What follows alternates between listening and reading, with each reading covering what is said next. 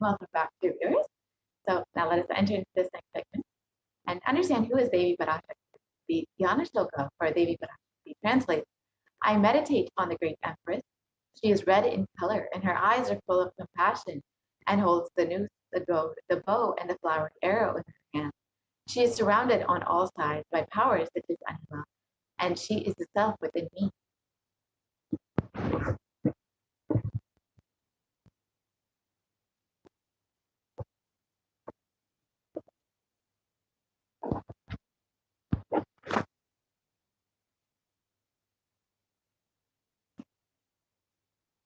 Devi is the ultimate pure feminine consciousness. Parashakti is the cosmic mother.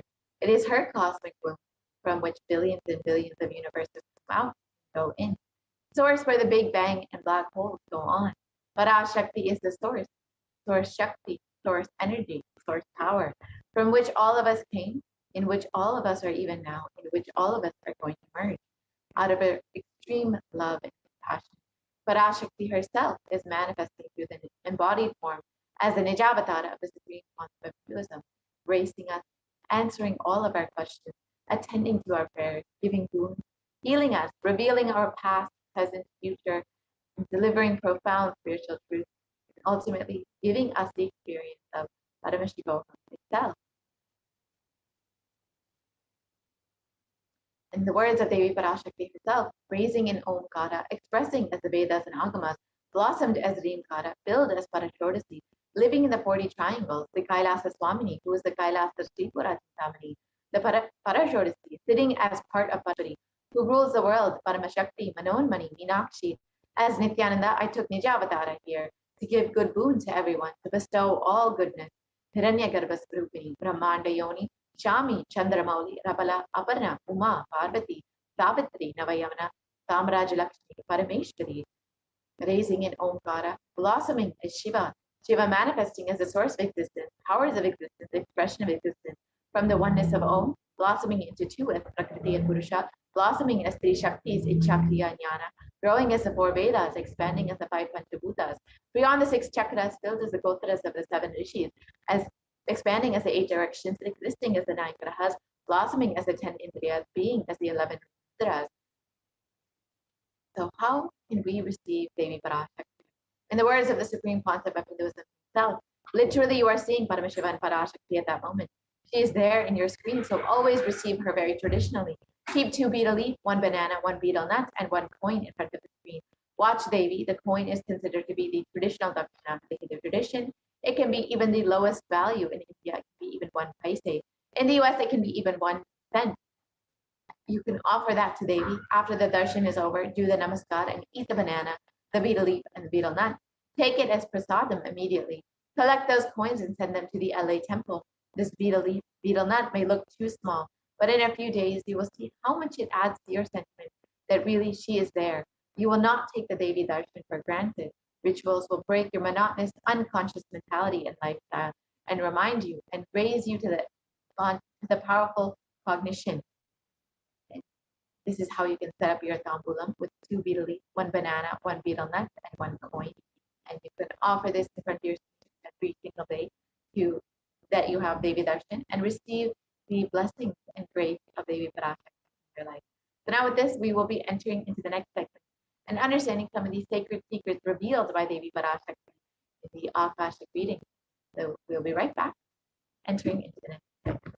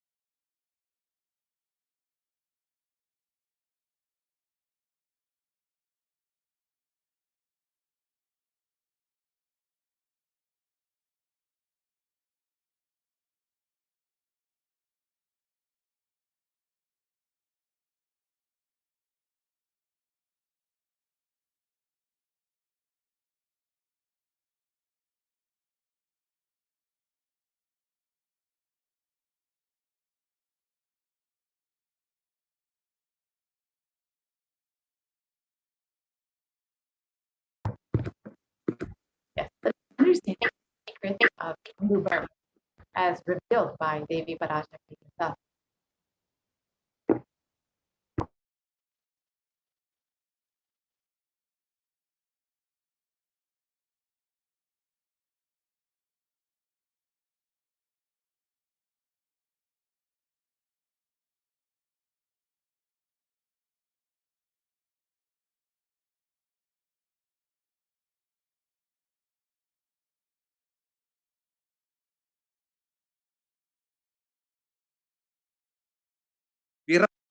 நன்றாய் கேட்டுக்கொள். உன் கேள்விக்கு உன்மூலமாய் உலகெங்கும் இருக்கும் இந்துக்கள் எல்லோர்க்கும் அளிக்கின்றேன் உத்திரம். கேட்டு வாழ்ந்தால் உங்கள் வாழ்க்கை பத்திரம். நன்றாய் கேளுங்கள். பிறப்பின் ரகசியத்தை பிறப்பிலா பெருமை உடைய பரமேஸ்வரி சொல்லுகின்றேன் கேளுங்கள். அண்டஜம், யோனிஜம், ஜலஜம், பீஜம் எனும் 4 விதமான பிறவிகளில் 84,000 யோனிகளில் பிறக்கும் பிறப்புகளிலேயே பெருமை வாய்ந்ததும் உத்தமமானதும் மனித பிறவி.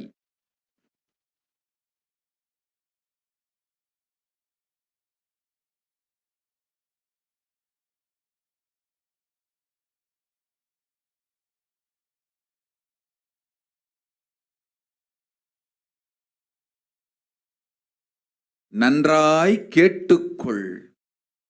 உன் கேள்விக்கு உன்மூலமாய் உலகெங்கும் இருக்கும் இந்துக்கள் எல்லோர்க்கும் அளிக்கின்றேன் உத்திரம். கேட்டு வாழ்ந்தால் உங்கள் வாழ்க்கை பத்திரம். நன்றாய் கேளுங்கள். பிறப்பின் ரகசியத்தை பிறப்பிலா பெருமை உடைய பரமேஸ்வரி சொல்லுகின்றேன் கேளுங்கள். அண்டஜம், யோனிஜம், ஜலஜம், பீஜம் எனும் 4 விதமான பிறவிகளில் 84,000 யோனிகளில் பிறக்கும் பிறப்புகளிலேயே பெருமை வாய்ந்ததும் உத்தமமானதும் மனித பிறவி. அந்த மனித பிறவியிலும் பலமுறை பிறந்து உழன்று அரசியல், பொருளாதாரம், சுகபோகம், தர்மம், அர்த்தம், காம் எனும் ஆசைகள், துக்கங்கள், அச்சங்கள் அனைத்திலும் அழன்று உழன்று இனி வேண்டாம் இப்பிறவி, வேண்டுவது மோட்சமே என்று முடிவெடுத்தோர்க்கு மட்டுமே ஹிந்து மத யோனிஜம், ஹிந்து பெற்றோர்க்கு பிறந்திடும் சனாதன ஹிந்து தர்ம யோனிஜம். மனித பிறவி உத்தமம், சனாதன ஹிந்து தர்ம மனித பிறவி உத்தமோத்தமம். இந்த உத்தமோத்தம பிறவி எடுத்த எல்லோருக்கும் ஜீவன் முக்த விஞ்ஞானத்தையும் சனாதன தர்மத்தையும் காக்கின்ற கடமையும் உண்டு. அதனால் வருகின்ற நன்மையெல்லாம் அனுபவிக்கும் உரிமையும் உண்டு. இந்த கடமையை செய்வோம் என்று சத்தியம் செய்ததனால்தான் அந்த உரிமை அளிக்கப்பட்டது. பூமிக்கு வந்தபின் மனம் மயங்கி மதிமயங்கி சனாதன தர்மம் காக்க மறந்ததனால் மாயை அவர்கள் உயிரை பறிக்கின்றாள். நன்றாய் புரிந்து கொள்ளுங்கள். உயிரை கொடுத்தாலும் தர்மத்தை காப்போம் என்று உறுதி எடுத்தவர்க்கே சனாதன ஹிந்து தர்ம யோனிஜம் அளிக்கின்றேன் யான். உடல் பெற்ற பிறகு ஊழிப் பெருவலியால் ஆசை அச்சங்களை உதறவிடாது, உதறியும் விடாது சனாதன ஹிந்து தர்மம் காக்க மறந்தோரை உயிர் வாழத் தகுதியில்லாதவர் பட்டியலில் உடனடியாய் மாயை சேர்க்கின்னால் ராட்சசர்களும் அசுரர்களும் தானாகவே இவர்கள் உயிரை எடுக்கின்றார். நன்றாய் புரிந்து கொள்ளுங்கள். உயிரை கொடுத்தாலும் தர்மம் காப்போம் என்று நிற்பவர்க்கு நிலைத்திடும் வீரஸ்வர்க்கமும் கைலாச பதவியும், எக்காரணம் கொண்டும் தர்மம் காக்க மறந்த உத்தமோத்தம ஜனனமான சனாதன ஹிந்து ஜனனம் பெற்ற மக்களுக்கு இல்லை வேறு கதி. சனாதன ஹிந்து தர்ம மனித ஜனனம் உத்தமோத்தம மனித ஜனனம். உங்கள் உரிமை உலகில் அதிகம், உங்களுக்கு கடமையும் உலகில் பெரிது. தர்மம் காத்தாலே கடமை, தர்மம் காக்காதார்க்கு உயிர் வாழும் உரிமை இல்லை.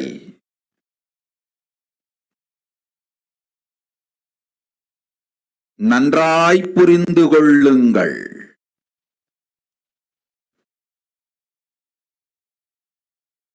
உத்தமோத்தம பிறவியான சனாதன ஹிந்து தர்ம பிறவி எடுத்த எல்லோரும் புரிந்து கொள்ளுங்கள்.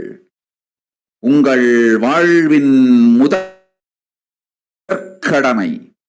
தர்மம் காத்தல். தர்மம் காக்க தர்மம் உங்களை காக்கும்.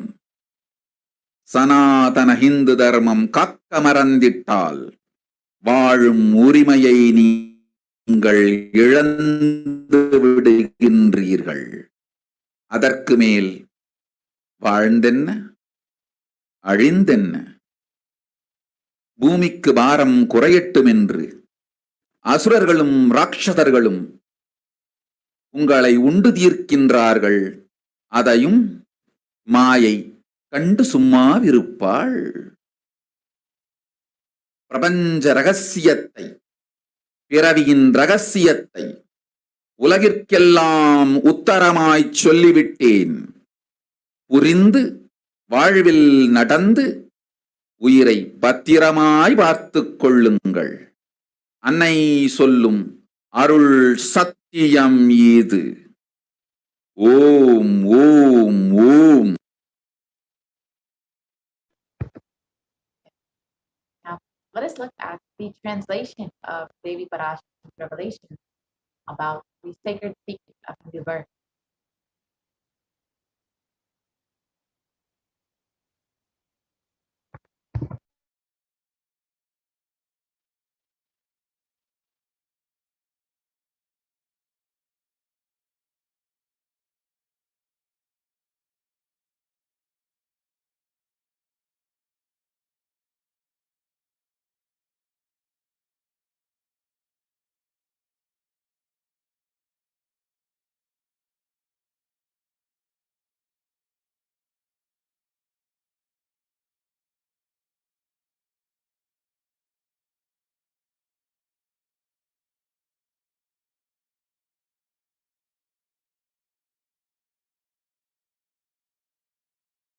நன்றா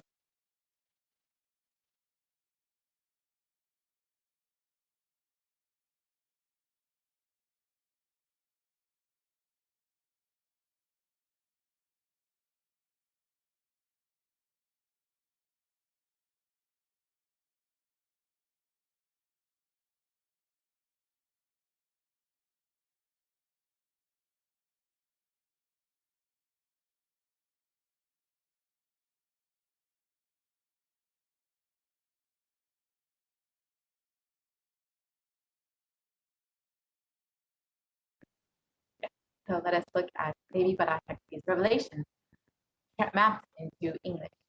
Listen, Andajam, Yonijam, Jalajam, Bijam. Like this, in 4 types of birth, in 84 lakh yonis, in all these births, the most greatest birth of them all is the human birth.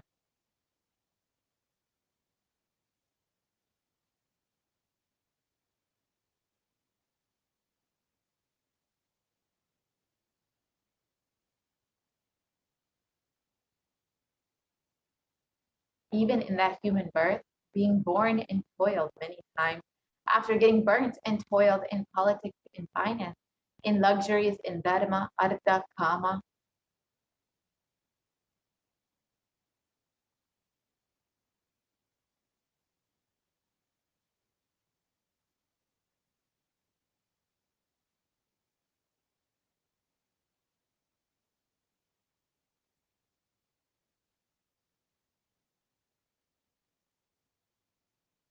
and those who decide of not wanting this birth, wanting only moksha, only those will have the Hindu dharma yonijam, the Sanatana Hindu dharma yonijam of being born to Hindu parents.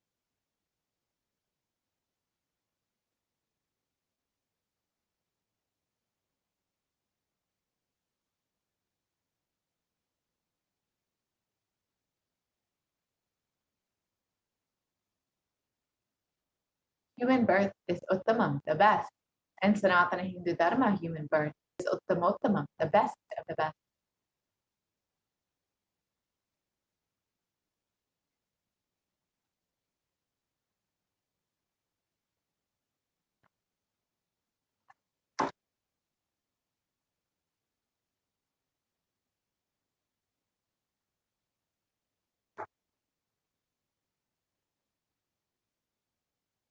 And everyone who took this Uttamottama birth has the responsibility of protecting the science of living enlightenment and Sanatana Dharma.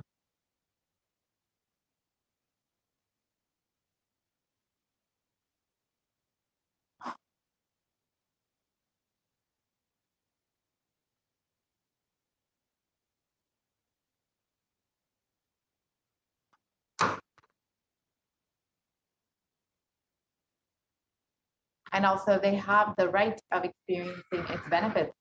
This right was given to them because of their commitment given by them to do this responsibility.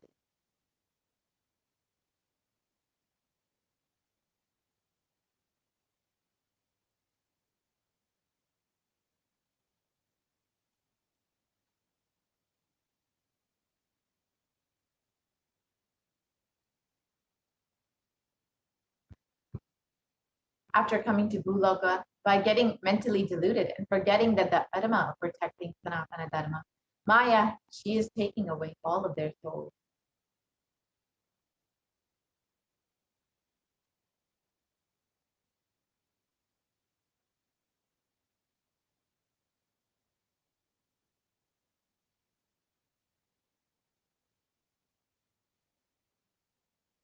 Understand carefully, I am giving the Sanatana Hindu Dharma Yonijam only for those who gave the commitment of protecting Sanatana Dharma, even by giving their life.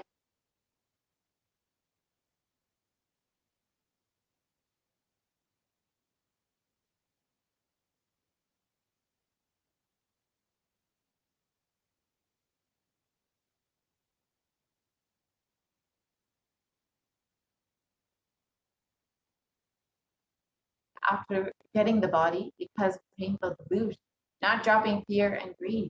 For those who forgot to protect Sanatana Hindu Dharma, Maya, she will immediately add them all to the list of those who are not worthy of living.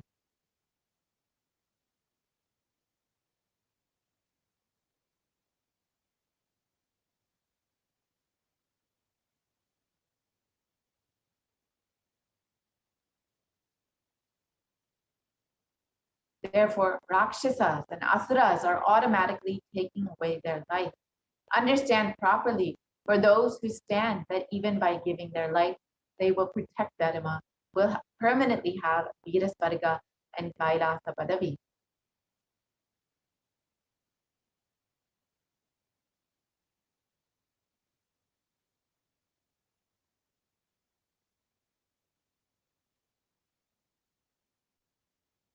people who forgot to protect Dharma, having the Uttamottama birth of Sanatana Hindu birth, there is no other way for them.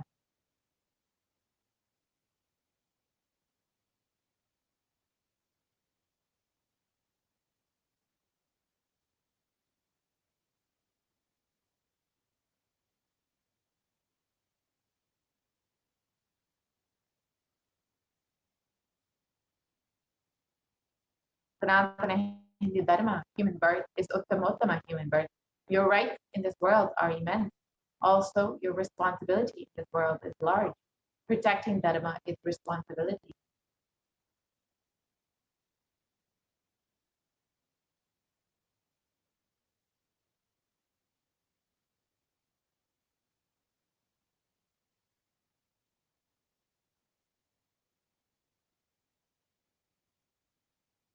Those who do not protect Dharma, they do not have the right to live. Understand properly. All those who took the Uttamottama birth, which is Sanatana, all of you understand.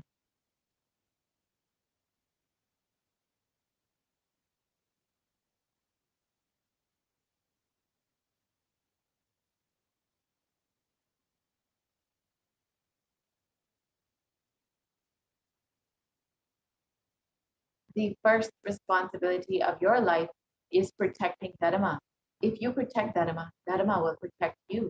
If you forget to protect Sanatana Hindu Dharma, you lose the right of living.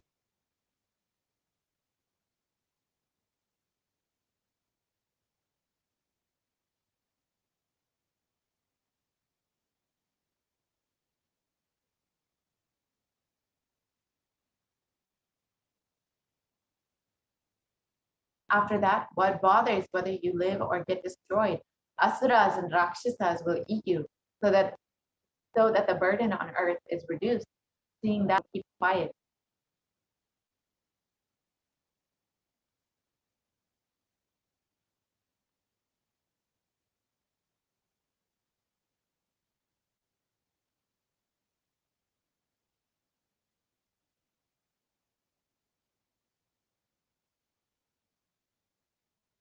So now let us understand what is the responsibility of Hindu as described by Devi Parashakti.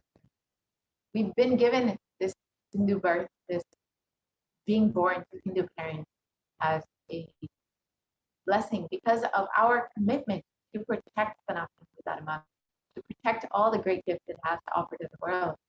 So how can we do that? It's only through the Hindu nation. Let us understand a little bit more about what is the responsibility of Hindu.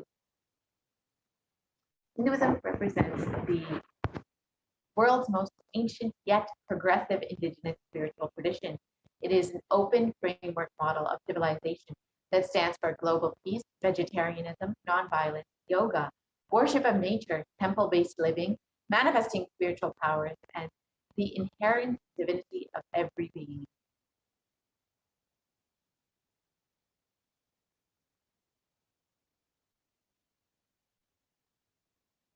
The Hindu nations were ecosystems where more and more enlightened beings could be produced so that the enlightened civilization could be kept alive and its great gifts shared with the world.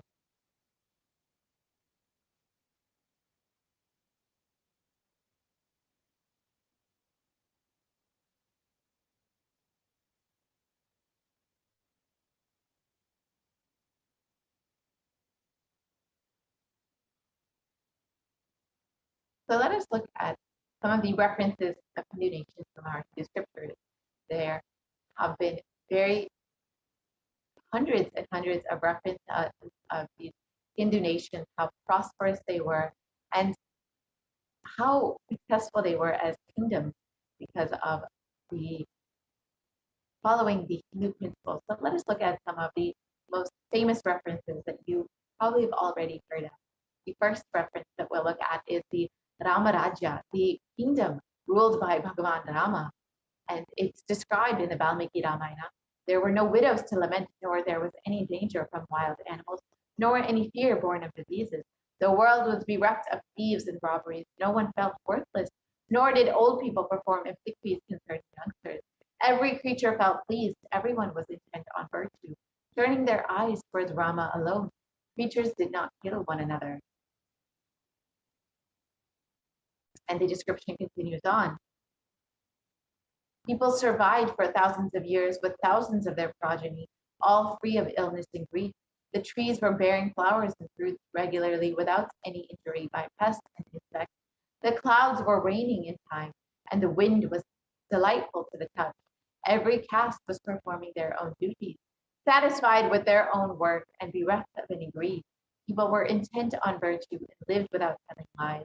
All the people were endowed with excellent characteristics. All were engaged in virtue. And another reference of the Hindu kingdom is the Hastinapur kingdom ruled by Yudhishthira, described in the Srimad Mahabharata. And described, Devas granted rains to fulfill all wants. The world became free of all diseases. There was no hunger or thirst anywhere. There was no mental suffering. Though given livelihood, there was abundance all around. There was no worldly worries left for anyone, and there was no cause for fear either. Happiness on earth was in fact greater than even in the heavens.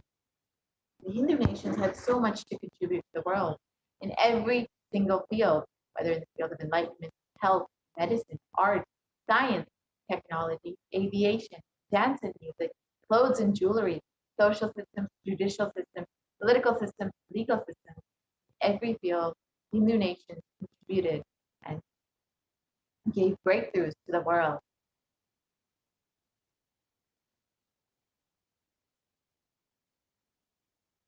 So now let us look at over how our Hindu nations were destroyed.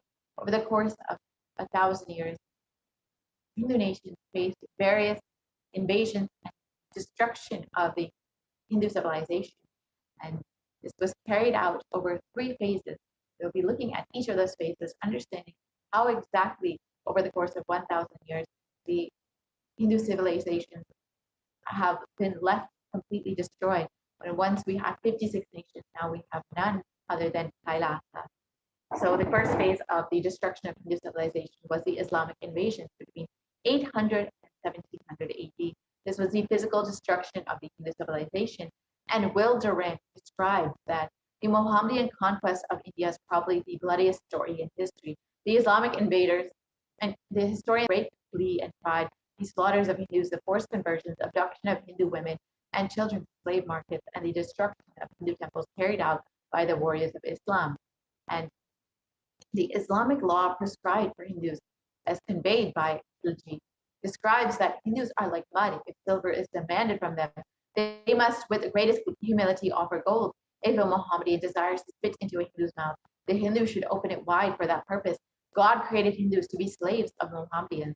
The Prophet hath ordained that if Hindus do not accept Islam, they should be imprisoned, tortured, and finally put to death, and their property confiscated. To keep Hindus in abasement is an especially religious duty. And the Islamic invasion caused 200 million Hindus to be slaughtered, 100,000 temples to be destroyed, and 1 million deities and sculptures to be destroyed. And the description of the invasion: the conquering armies burnt villages, devastated the land, plundered people's wealth, took Brahmins and children and women of all classes captive, flagged them with thongs of rawhide, and carried a moving prison with them, and converted the prisoners to obsequious Turks. The next was the British occupation, which was the economic and psychological destruction of the Hindu civilization. And Will Durant again describes, I have seen a great people starving to death before my eyes. I am convinced that the exhaustion and starvation are due not, as their beneficiaries claim, to overpopulation and superstition, but to the most sordid and criminal exploitation of one nation by another in all recorded history.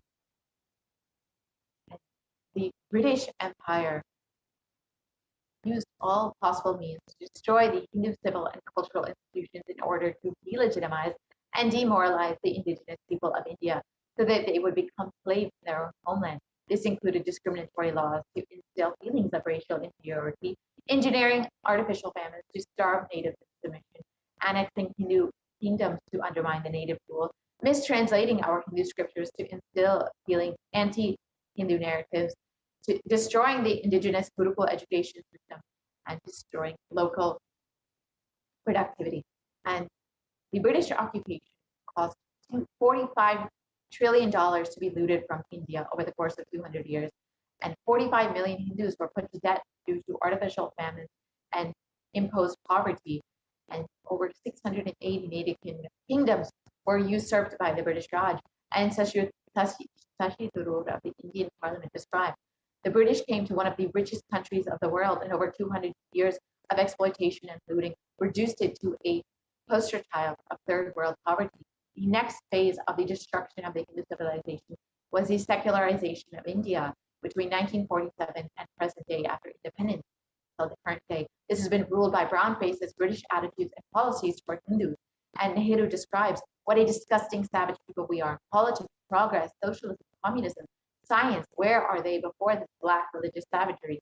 India can never be a Hindu republic. And B.R. Ambedkar, India's first law minister and principal architect of the Constitution, has described, if Hindu Raj does become a fact, it will no doubt be the greatest calamity for this country. No matter what the Hindus say, Hinduism is a menace to liberty, equality, and fraternity. It is incompatible with democracy. Hindu Raj must be prevented at any cost. These are the first leaders of the who had a very clearly anti-Hindu narrative. And the modern Indian legal system, academia, and media all systematically undermine, suppress, and delegitimize Hindu institutions and culture through various methods. India's constitution established government control over and taxation over Hindu temples, schools, and other Hindu institutions, while other religions are free from this interference. And Hindu kingdoms and self-governance has been completely abolished, and anti-superstition laws have been established in order to criminalize Hindu practices. And the secularization of India also brought media narratives that were used to stereotype and demoralize Hindus. Bollywood and other mainstream media outlets consistently portray Hindu gods and gurus as cartoonish, dishonest, corrupt, sex fiends, and in a manner that is similar to the British imperial propaganda. These media narratives are used to shape human consciousness and further political agenda. These racist, so all of this destruction of the Hindu civilization happened over the course of 1,000 years. And now it is time for the revival of our Hindu nation. As Devi Parashakti has described, it is the responsibility of Hindus to protect Sanatana Hindu Dharma, to protect gifts it has to offer to the world. That's why we were given this birth, the Uttamatama birth of Hindu birth. And the only way to protect all of the great gifts of Hindu civilization is by the revival of the Hindu civilization. And the Supreme Pontiff of Hinduism has revealed the vision for this. During the time of the Mahabharata, we Hindus had 56 deshas, 200 states, 1,700 samsthanas, and 10,000 sampradayas. In all 56, we Hindus are persecuted. Now we have lost all of the 56. The last to fall was Nepal. I am the collective voice of all the persecuted Hindus. I will revive and rebuild a Hindu nation built on the Vedagamic principles as a refuge for all practicing and aspiring Hindus, as a safe haven for all Hindus. So why do we need the revival of Kailasa? What is the revival of Kailasa? This revival of Kailasa, the Hindu nation, is for reviving this whole life of enlightened civilization and all the great things it has to offer the world, bringing legitimacy to all the offerings of Sanatana Hindu Dharma and sharing it with the world is the purpose of this Kailasa, the civilization. This is also the reason that we were all given the Hindu birth as they be revealed. And Kailasa is the revival of the cosmic constitution. Kailasa is the model nation of how enlightened civilization should be living and administered. Politics, judiciary, education, economy. Everything will be revived as Paramashiva revealed in the Vedagamic Sanatana Hindu Dharma scripture.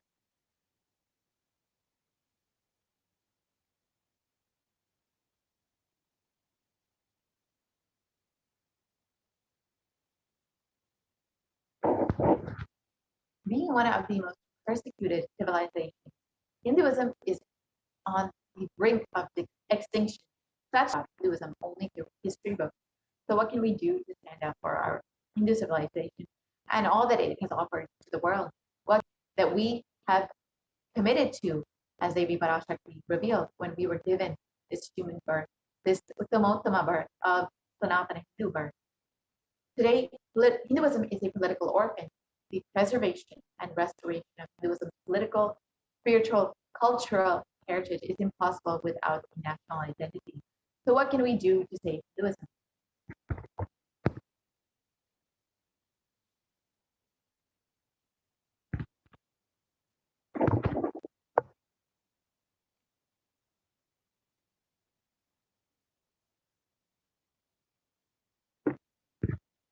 Let us reclaim our Hindu identity. As Devi Parashakti revealed, we've been given this Uttamottama birth of Hindu birth because we've taken the commitment to protect Sanatana Hindu Dharma. However, due to Maya, we have forgotten this commitment that we have taken, and we've fallen into this delusion, forgotten our responsibility to protect Hinduism, to protect Sanatana Hindu Dharma. So now it is time to reclaim our responsibility, our Hindu identity.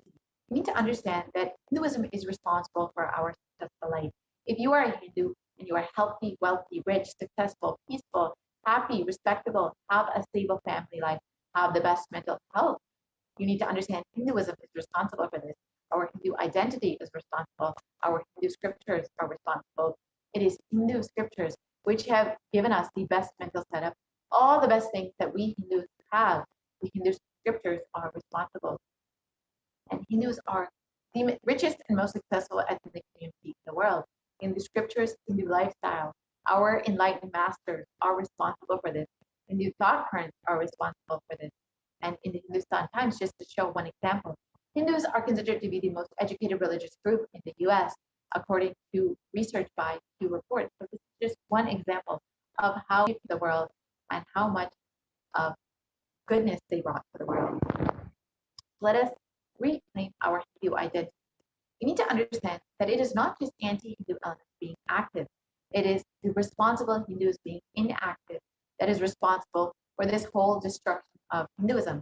Let us now take the responsibility for Hinduism and let all the Hindus all over the world reclaim our Hindu identity. Again, as Devi revealed, it is our responsibility to protect Hinduism. That is why we were given the Uttamottama birth of Hindu birth. And because we've taken up this responsibility. We've been given the best birth, the Uttamottama birth, and we've also been given the opportunity to enjoy all the great gifts that Hinduism has to offer to the world. But most of us have forgotten this responsibility that we've taken up, and we've fallen into the Maya, the delusion. That is why we see the destruction of the Hindu civilization. It is the responsibility of Hindus to revive this enlightened civilization again and again, and give all the gifts of the enlightened civilization to humanity. The revival of the enlightened civilization, the Kailasa, the Hindu nation, is the survival need of humanity.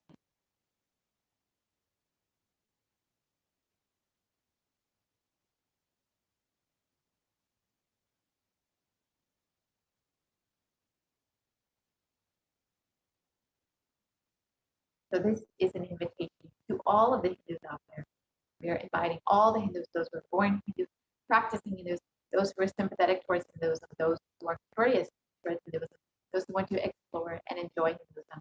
Please come and become a part of this revival of Kailasa, the Hindu civilization. And you can go ahead and visit kailasa.org and sign up to become an e-citizen of Kailasa and enjoy all the great gifts that Hinduism has to offer to the world, and also share all the great gifts of Hinduism with the world. Become an e-citizen of Kailasa and protect Hinduism and revive, be a part of the revival of Hinduism. Let us listen to what the Supreme Concept of Hinduism has revealed as the need for Kailasa, the only Hindu civilization.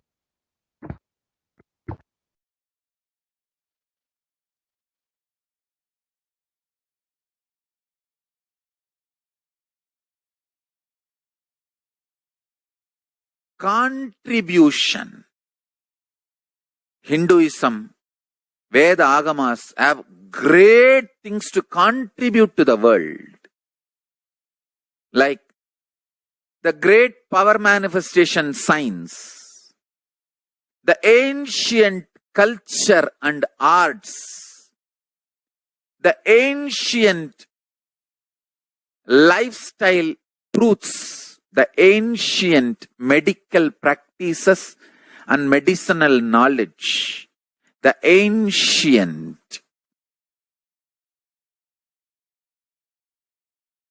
indigenous cultural heritage and jewelry, perfume, dance, music, in every level, Hinduism has so much to contribute. Veda Agamic traditions have so much to contribute to share all this with the world, to contribute to the world.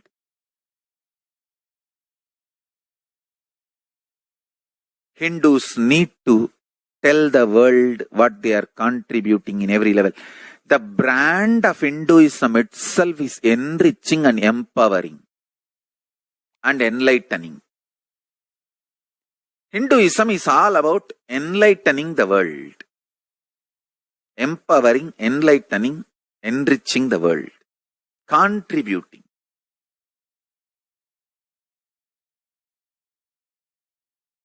That is our spiritual life. That is our spiritual strength. That is our spiritual core principle. O humanity, I request you with folded hands, some one corner of the world, if you just give me few hundred acres, I will keep this whole science alive. Leave it for the whole humanity freely. Fortunately, Paramashiva has given me the power to decode all this Hindu medicinal system, Hindu judiciary system, Hindu social law and order system, Hindu power manifestation system, Hindu mental sciences system, Hindu yogic sciences, the sciences of Hindu biology, Hindu physics, Hindu psychology, Hindu physiology, Hindu chemistry, all this Paramashiva has given me the power to decode. Whatever the remaining scriptures are available with the humanity, Paramashiva has blessed me, and I have collected, not only I have collected and organized, I can decode. This whole science can be kept alive in any one corner of the world. Just few hundred acres are given for me to live peacefully and exist peacefully. I can store this alive and contribute it to humanity. Humanity can become better and better and better. I can make the planet Earth so much better place to live. I am here to contribute, and I will continue to contribute. As long as I am allowed to live, I will contribute. I have collected all the remaining available scriptures, maybe 2 crore books.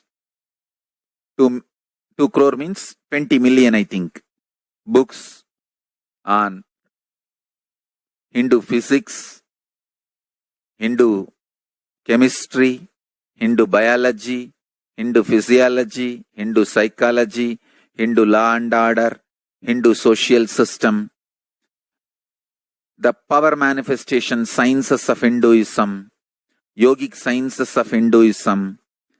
I have collected, and Paramashiva has given me the blessings and power to decode. I have decoded and continuing to decode them. If the humanity, somebody is kind enough to give me few hundred acres in one corner of the world and let me live peacefully, I can keep all the scriptures there and go on sharing with the world, revealing this whole sciences to the world, and go on contributing. I don't need anything other than one cup of curd rice every day, that's all. A cup of curd rice per day, over. I can go on be giving this to the world. I can add to the world. I can make the world a better place to live. That's all I have to say.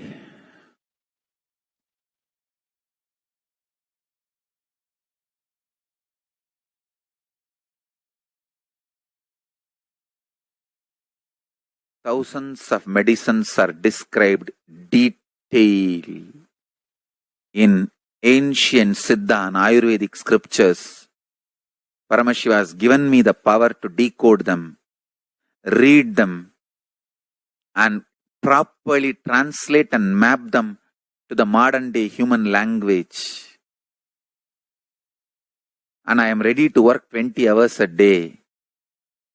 I just need few hundred acres where I can sit peacefully and keep this library, run a Gurukul where thousands of people can learn this and share it with the world. Understand?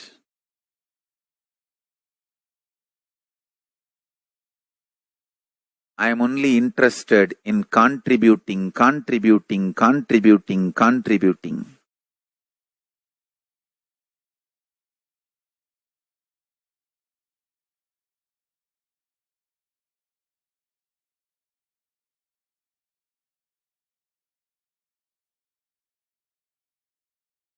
If we can decode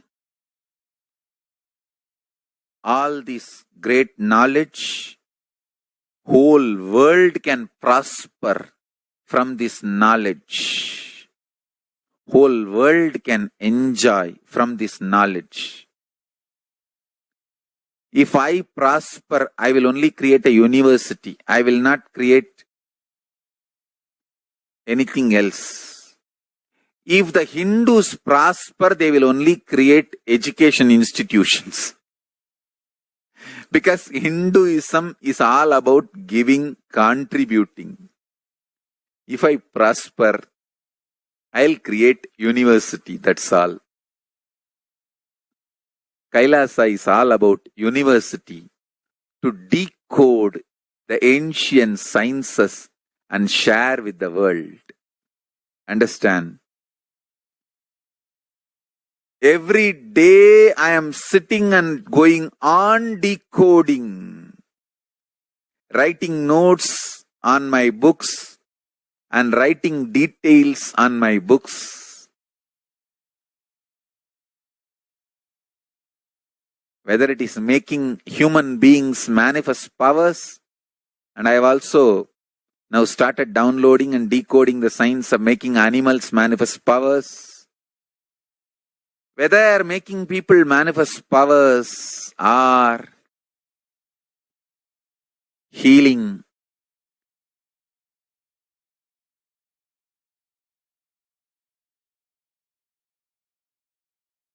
in every level, life is all about contribution.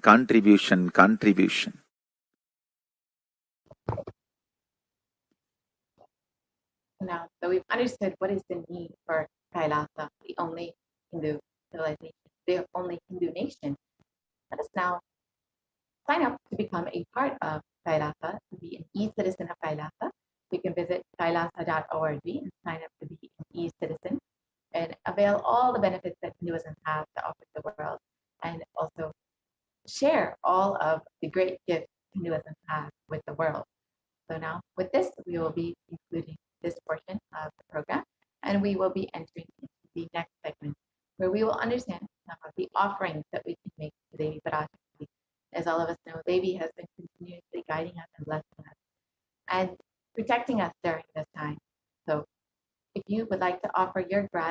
Devi Parashakti. You can stay tuned for this next segment and understand some of the various offerings that you can make.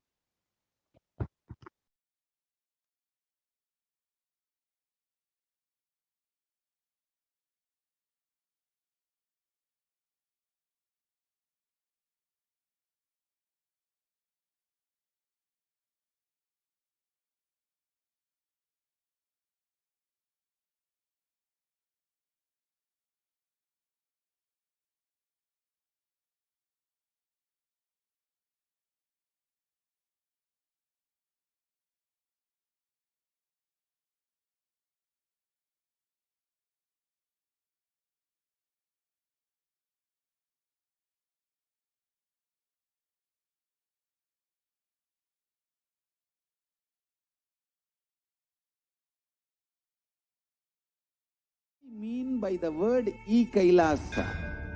Listen intensely. Enlightenment ecosystem, literally enlightenment itself, in your own home, wherever you are. If you cannot come to Kailasa, it's okay. Kailasa can come to you. Kailasa coming to you is e-Kailasa.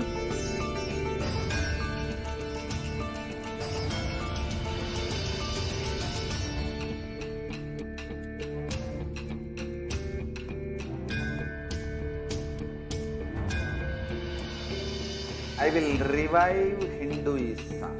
I am a Hindu revivalist, not by any revolution, but by evolution.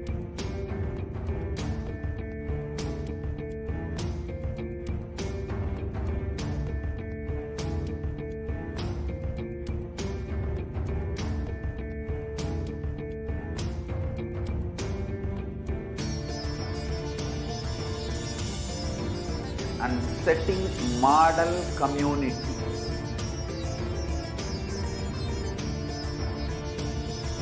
Kailasas, enlightenment ecosystems, Sarvanya Pitas all over the world.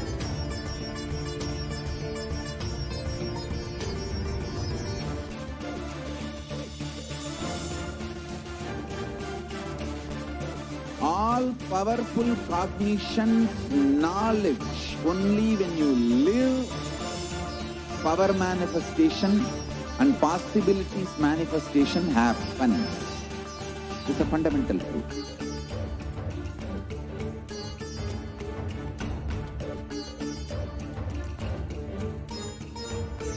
Hinduism cannot live exclusively as one sampradaya. No. All sampradayas of Hinduism is an ecosystem.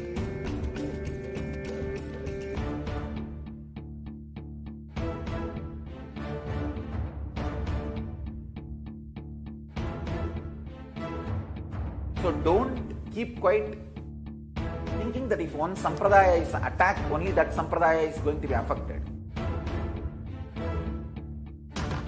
All of us are ecosystem.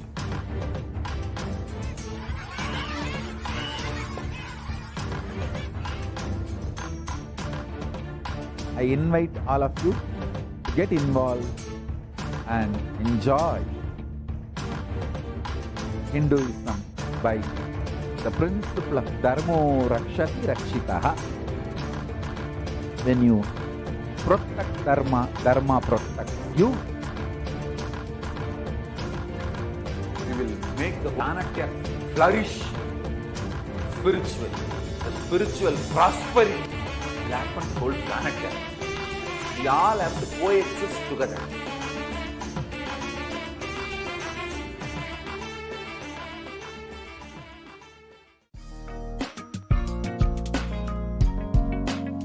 We get you health. We get you ability to build beautiful relationships in your life.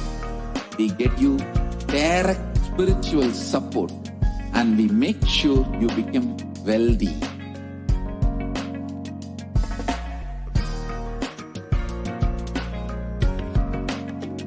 We won't stop giving we will literally not stop till you live enlightened life.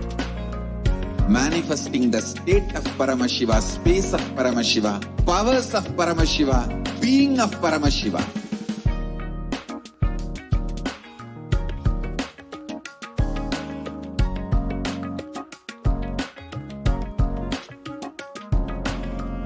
Whole world should become e-Kailashians. I want the whole world to know Hindus have something great to contribute to the world.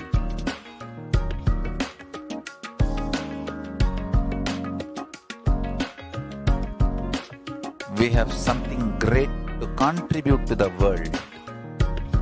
Let us do that.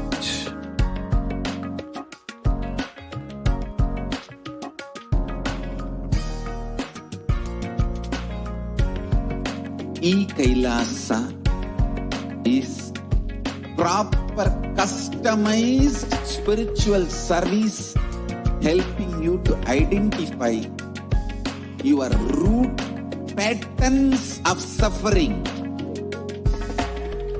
We have perfected the science of helping every individual from every cultural, religious, nationality background.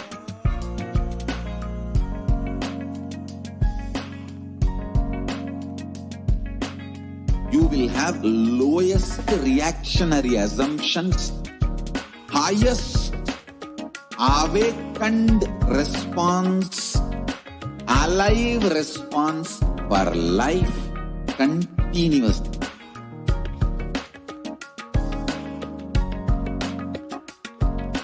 E-Kailasa is enlightenment ecosystem, literally enlightenment itself in your own home, wherever you are. Proper customized spiritual service helping you to complete with your life negativity, withdrawal from life, self-hatred, self-denial, self-doubt, so much of tiredness, laziness. We can support you aligning your diet, your attitude, your aptitude, your understanding about life. We can help you with everything.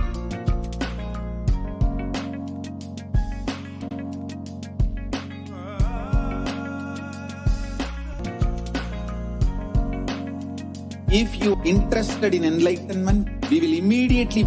If you are not interested, we will end the whole science, inspire you and make you interested in enlightenment science.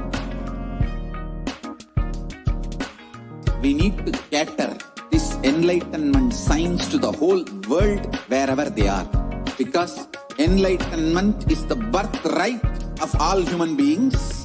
Kailasa is responsible to provide that to all human beings.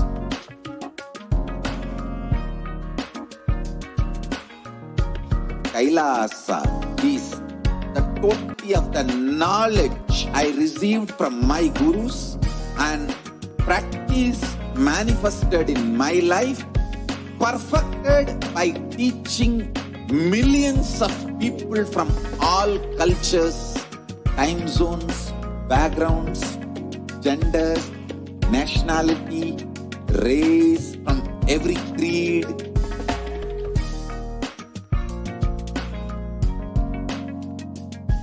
So this absolutely perfected knowledge available to you, served to you in your home without even you moving out of your couch, free of cost.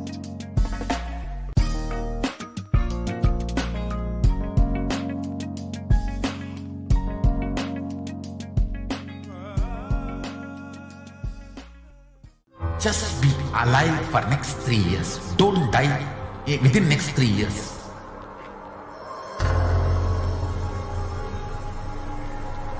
Just don't die within next 3 years. Be alive. Somehow be alive. I'm working sincerely. I will reach you somehow. Somehow I will reach you. It's my commitment to humanity.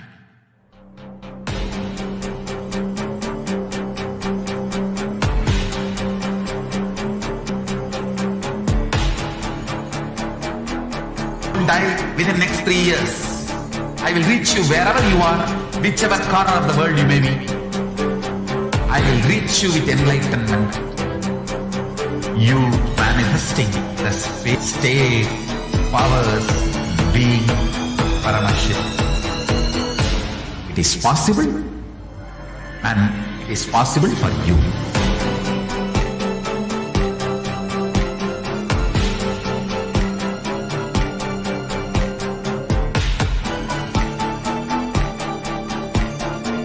Paramashivoham will reach you with enlightenment science. I know he is going to do the job. Just be alive for next 3 years. Nothing else. What I mean by the word e-Kailasa, listen intensely. Enlightenment ecosystem, literally enlightenment itself, in your own home, wherever you are. If you cannot come to Kailasa, it's okay. Kailasa can come to you. Kailasa coming to you is e-Kailasa.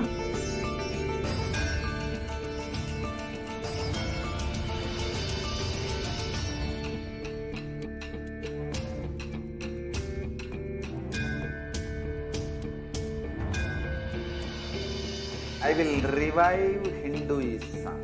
I am a Hindu revivalist, not by any revolution, but by evolution.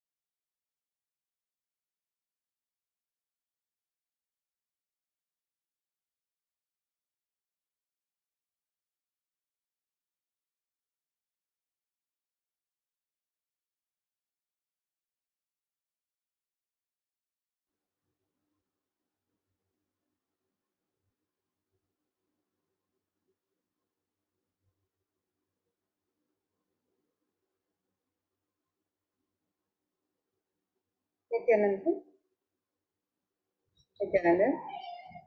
Yes, let us now enter into the next segment where we'll be learning more about the various offerings we can make to Devi Parashakti today.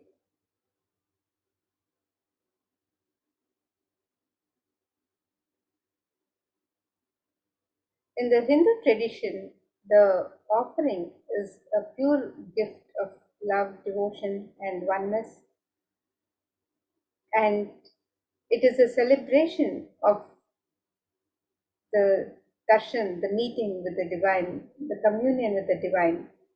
It is the custom that whenever we visit a temple, when we have the darshan of the divine, when we have a darshan of the Guru, we do not go empty-handed.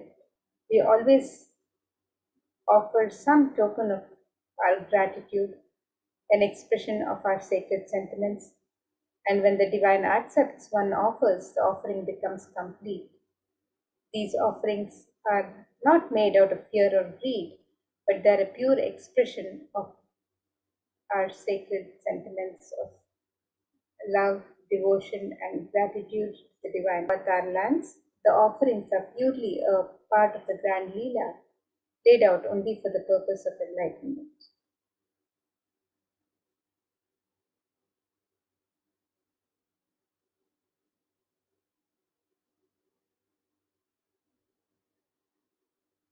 And today, as we get ready to receive the darshan and blessings of Devi Parashakti, let us contemplate on this Sthana Shloka, which describes the beauty and splendor of Devi. This verse from the Moola Agama Manonmani Dhyana describes Indunibhavedakaravatninayanam syat pankajavaraabhayajapakshara Angahimabhushana-vichitravasanam syat Tungamakutojjvala-manonmani-swarupam. The translation of this verse, it means moon-like face holding Veda books on hand, fire in eyes with lotus flower, gracing and blessing hands, and one hand with Japamala, beautifully decorated with jeweled ornaments and wonderful clothes and shining crown. Her name is Manonmani. And another verse which describes Devi Parashakti from the Moolagama. This verse says, Jayet Devim Trinetram Shashinibhavadanam Vedahastam Dadanam Savye Padmam Varadam Apare Chabhayam Chakshamalam Divyairabharanair Vibhushitatanum Brahmadibhit Pujitam Devi Neva Manonmanim Pratidinam Kamartadatrim Shubham. And the translation of this verse, it says, I meditate on Devi with 3 eyes, glowing like a moon and holding the Veda, lotus, and gracing with blessing and gracing hands. She is wearing beautiful ornaments. She is worshipped by Brahma and other many gods and showers auspicious boons for all actions every day.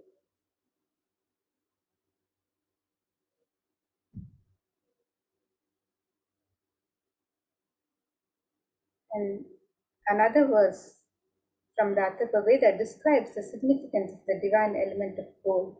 In the Hindu tradition, the sacred element of gold is used in abundance in all of the traditional offerings, rituals, and worship. And this verse from the Atharva Veda describes the significance of this divine element of gold. I'll be chanting this verse now. Predajitam janmanedam hiranyam agnirekam priyatamam babhuva somasyaikyam patata papamekam veda samreta ahutatte hiranyam trividastvai vishe. The translation for this verse, triply born by birth is this gold, from the atoms of Agni is one. It becomes dearest to Agni. One fell away from the Soma when it was heard. One powerful Apa, the watery molecules. Let that triple gold be for your long life. Gold is a divine element in anything it touches. It is an element of great spiritual significance and spiritual power of healing and enlightening. The vibration of gold has the power to infuse sattva energy and positive thought currents in anyone who wears it and in anyone who sees or operates in its vicinity.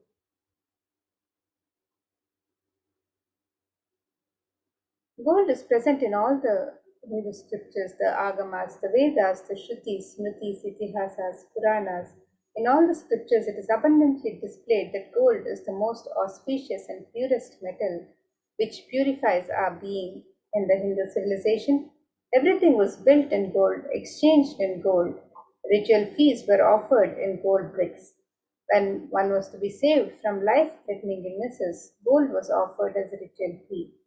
Gold was in abundance and used for weighing equivalent amounts of commodities, including cows. Kingdoms were built with huge stores of gold. The streets would have huge columns and huge archways made of gold. Horses and cows were dressed in gold. Hindu civilization thrived on the banks of rivers of gold. The Indus River was called Hiranmaya, the river of gold in Rigveda. The river Saraswati was called Hiranyavartini in Atharva Veda. Gold is the supreme element for offering gifts to the ones you love and revere. Temples are constructed and paved in gold. Deities are made in gold and decked and adorned in gold because it preserves the enlightenment energy for thousands of years and it lasts forever.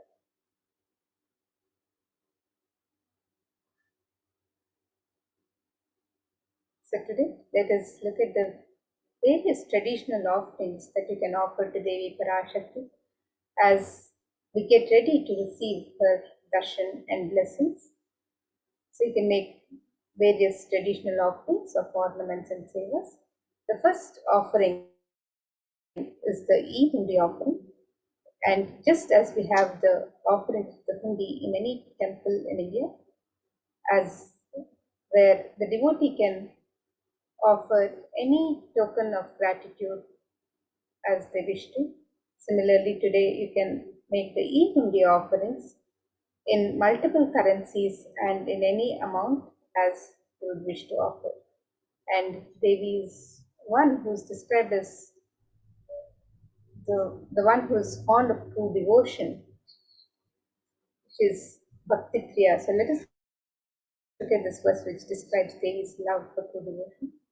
या भक्ति कम्या भक्ति वश्या भयापहा Shambhavi शारदाराध्या Sharvani शर्मदायिनी.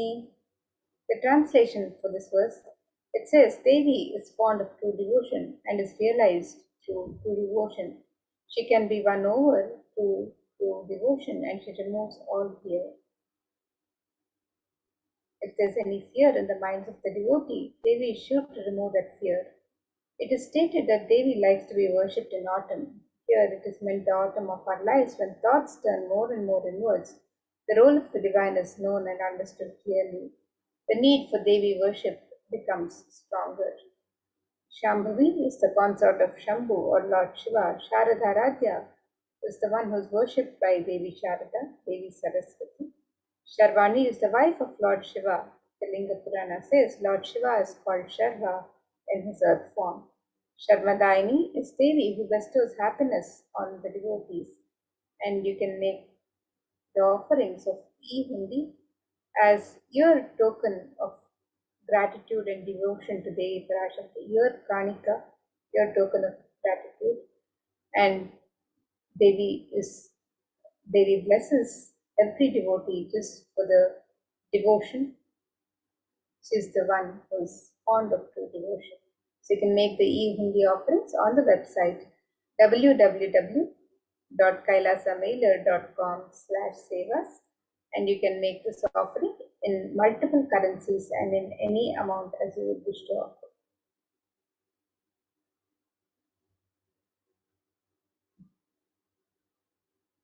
And the next offering to Devi Parashakti is the offering of the Sankalpa chanting.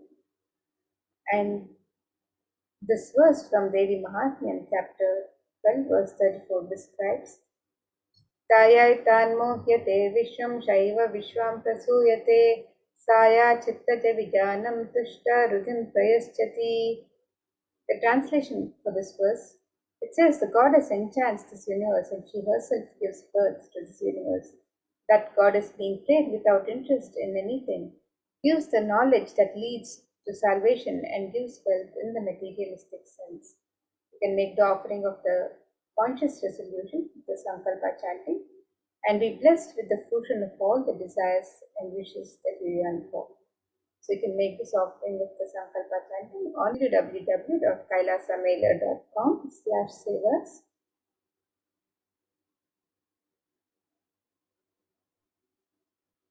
And the next traditional offering to Devi Parashakti is the offering of the Sahasranama Swarnakasu, which is the pure gold coin inscribed with one of the 1008 sacred names of Devi Parashakti. Devi Parayana Prita, she who likes the repetition of her various names. And in this offering of the Sahasranama Swarnakasu, the 1008 sacred names of Devi Parashakti are inscribed on each coin, one name inscribed on each of the coins. And this is a very special and unique archana offered to the Mahameru of Devi Parashakti. So you can make this offering of the Sahasranama Swarnakasu, the pure gold coin inscribed with the 1008 names of Devi Parashakti, and be blessed to receive, to imbibe the very divine qualities of Devi Parashakti herself as described through the various sacred names, through her various sacred names. The Ananta Kalyana Gunas, the divine qualities of Devi Parashakti herself, are described in these 1008 sacred names. So you can make this offering of the Sahasranama Swarnakasu and be blessed to imbibe the very divine qualities of Devi Parashakti herself. And this offering can be made on the website www.kailasamela.com/sevas.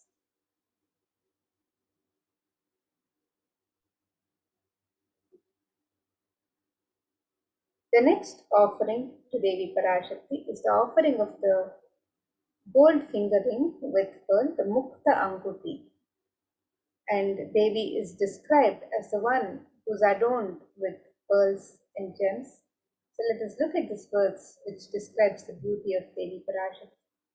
It says, Muktahara lasat kirita ruchiram purnendu vaktra prabham Shinjannu kinkini manidharam padma prabhabhasuram Sarvabhita palapradam girisutam vani rama sevitam Meenakshim pranatosmi santatamaham karunyavaram nidhin.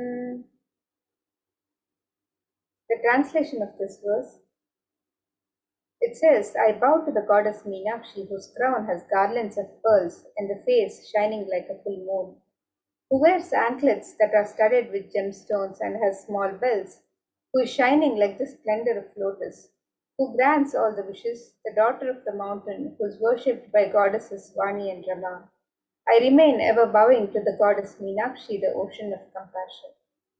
And you can make this offering of the Mukta Anguti, the gold finger ring embedded with pearl, and receive the blessings of Devi Parashakti, showered by her pure love and compassion in all your business endeavors. And you can make this offering on the website www.kailasamela.com/sevas.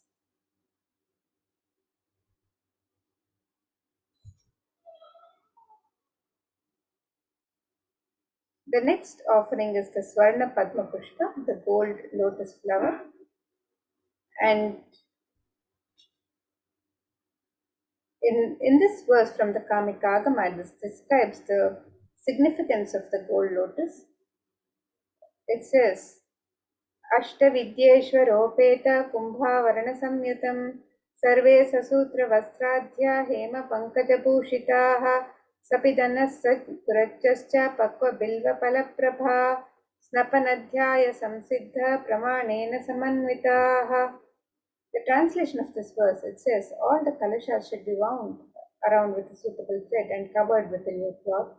They should be adorned with lotus flowers made of gold.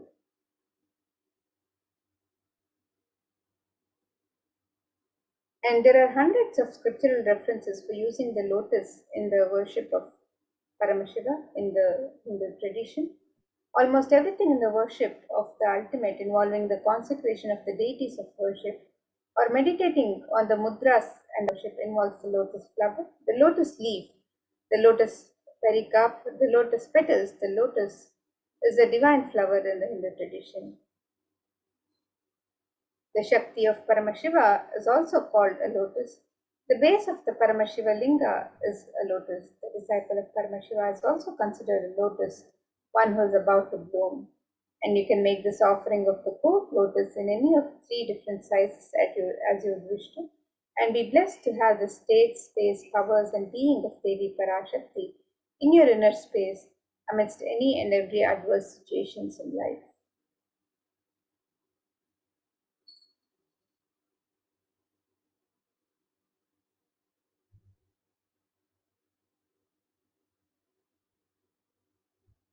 And the next offering to Devi Parashakti is the offering of the Swarna Metti, the gold dooring. And this verse from Saundarya Lahari describes the beauty of the sacred lotus feet of Devi Parashakti. And this verse says, Nakhadiditi Sanchanna Namajjana Tamoguna Padadvaya Prabhajala Parakrita Saroruha. The translation of this verse, it says, you whose brightness from the toenails destroy the darkness of ignorance from the minds of your devotees who prostrate at your feet, you whose brightness from your 2 feet overpowers that of the lotus flower too.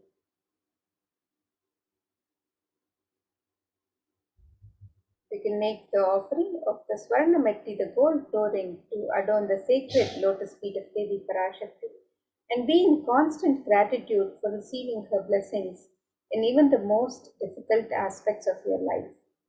So you can make this offering of the gold flooring on the website www.kailasamula.com/sevas.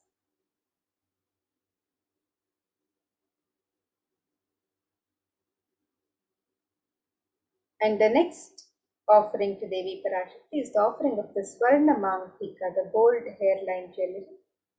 Devi is described as Sudha Sharabi Varshini, she who makes the nectar flow in all our nerves from the Sahasrara. That is, she who gives the very pleasant experience of the Swarna Mangtika represents the nectar overflowing from the Sahasrara Chakra, which is fully opened with the sacred sentiment of gratitude. And you can make this offering of the Swarna Mangtika to Devi Parashakti and receive the blessings of achieving the blissful state of overflowing gratitude and the space of complete completion. And you can make this offering on the website www.kailasamela.com/sevas.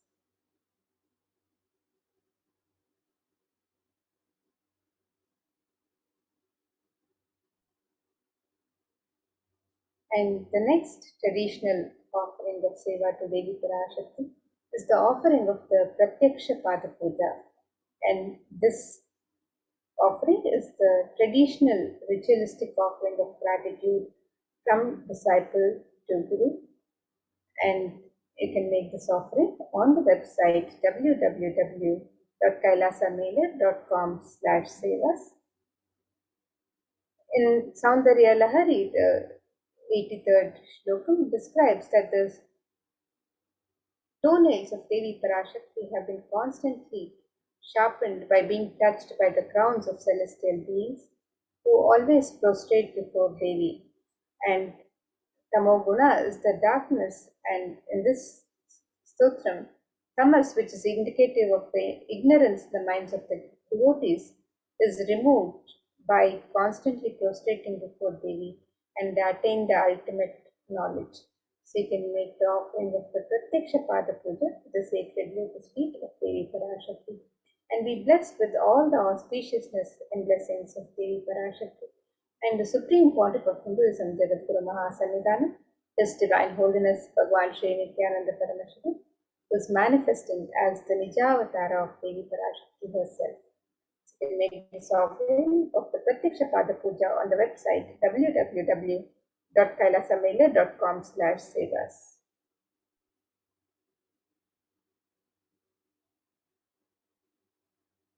The next offering to Devi Parashakti is the offering of the Vastra Seva, the traditional cloth, and this traditional offering blesses the Yajaman with all the auspiciousness and blessings of Devi Parashakti and the Supreme Pontiff of Hinduism, Jagadguru Mahasannidhanam, His Divine Holiness Bhagwan Sri Nithyananda Paramashivam. So you can make this offering of the sacred cloth to Devi Parashakti as your offering of gratitude and devotion to Devi. And you can register for this offering on the website www.kailasamela.com/sevas.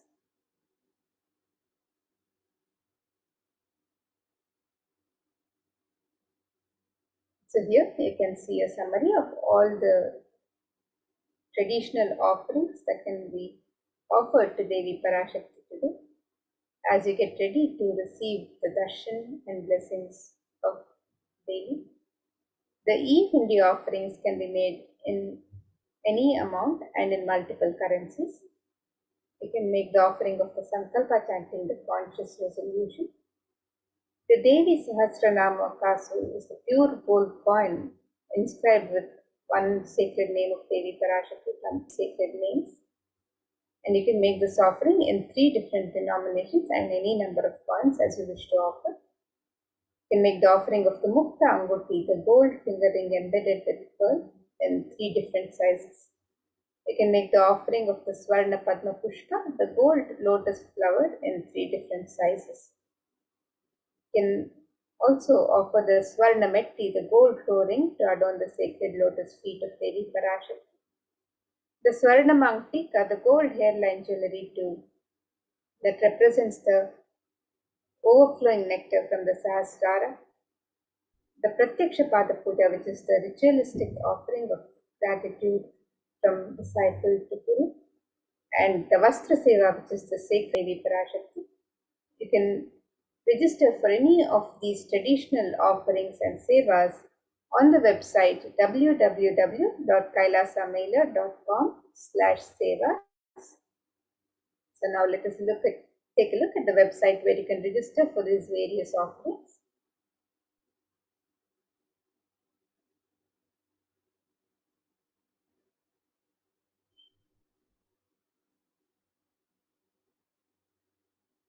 So here you can see the website www.kailasamailer.com/sevas.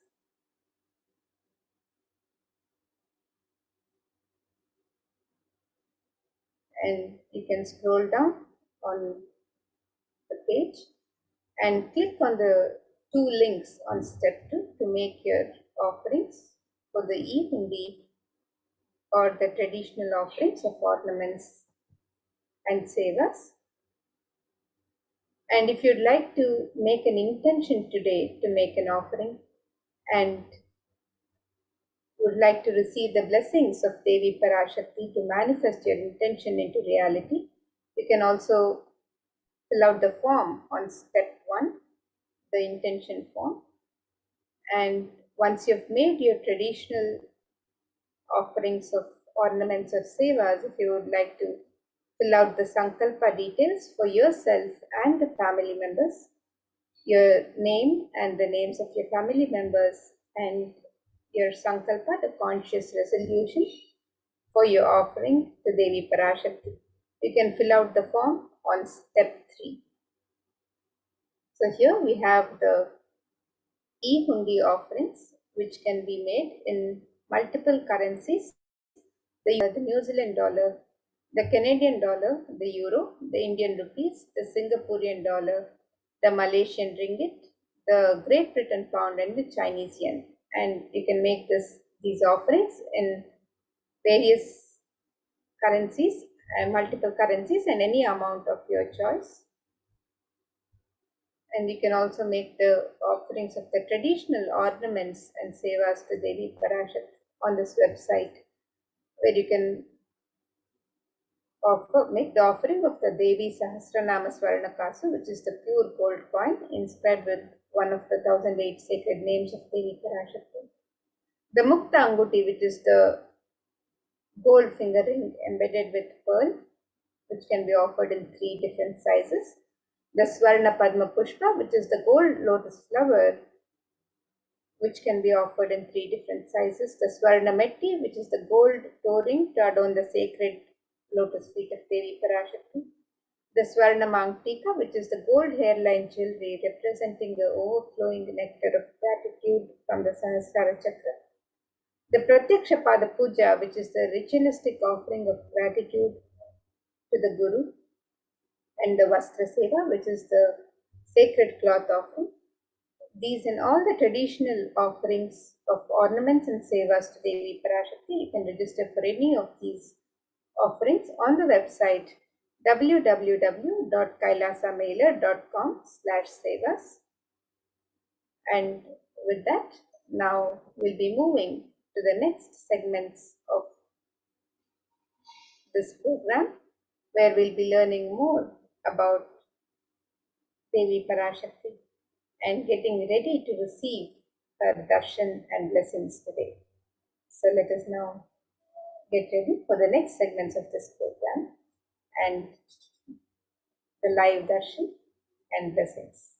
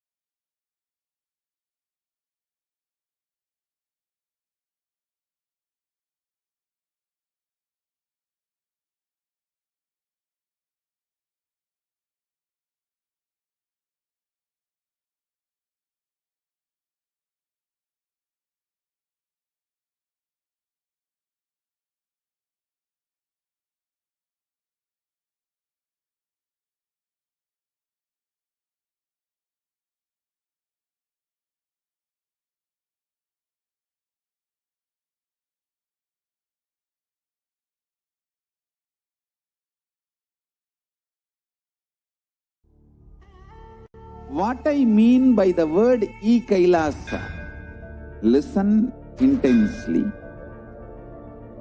Enlightenment ecosystem, literally enlightenment itself, in your own home, wherever you are. If you cannot come to Kailasa, it's okay. Kailasa can come to you. Kailasa coming to you is e-Kailasa.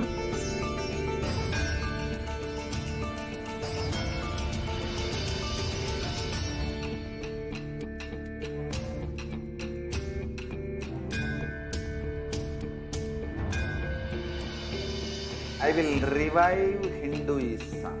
I am a Hindu revivalist, not by any revolution, but by evolution.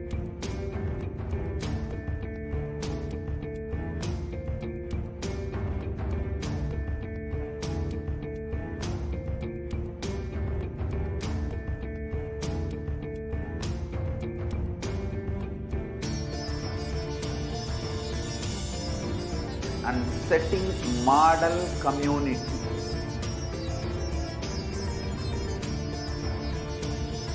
Kailasas, enlightenment ecosystems, Sarvanya Pitas all over the world.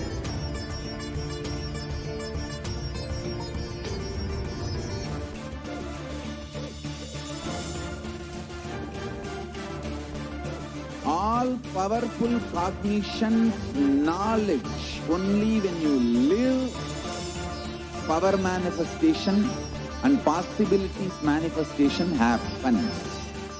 This is a fundamental truth.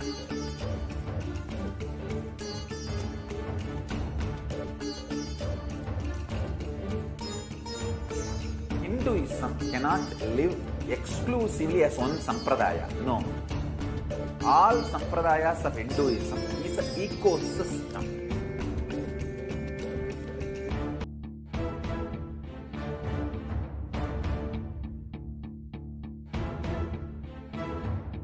So don't keep quiet thinking that if one sampradaya is attacked, only that sampradaya is going to be affected. All of us are ecosystem.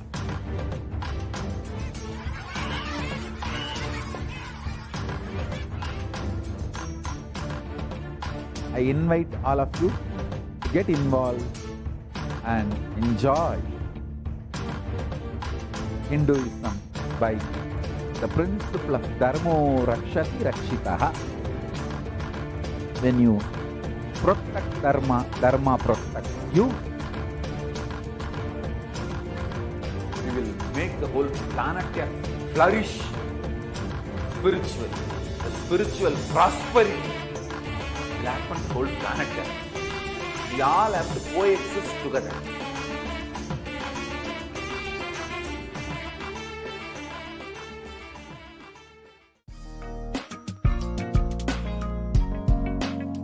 We get you health.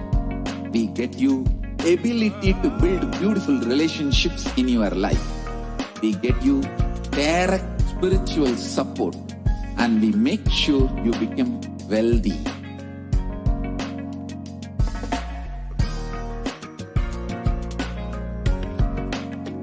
We won't stop giving you just good life. We will literally not stop till you live enlightened life. Manifesting the state of Paramashiva, space of Paramashiva, powers of Paramashiva, being of Paramashiva.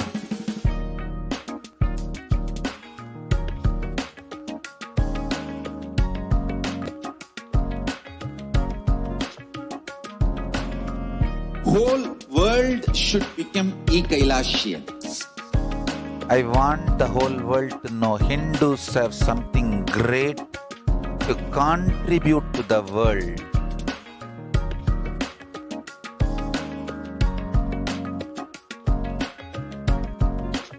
We have something great to contribute to the world. Let us do that.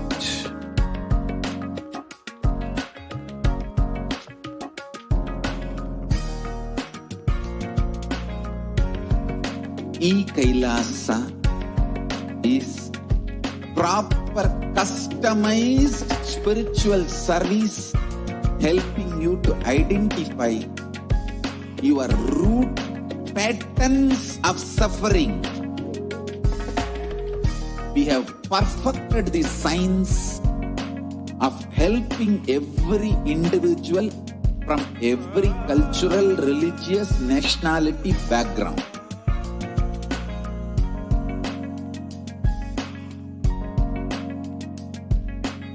You will have lowest reactionary assumptions, highest awakened response, alive response for life continuously.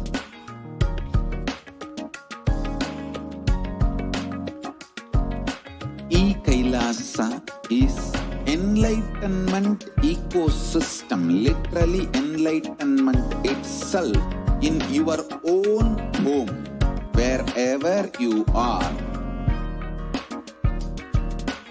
Proper customized spiritual service helping you to complete with your life negativity, withdrawal from life, self-hatred, self-denial, self-doubt, so much of tiredness, laziness. We can support you aligning your diet, your attitude, your aptitude, your understanding about life.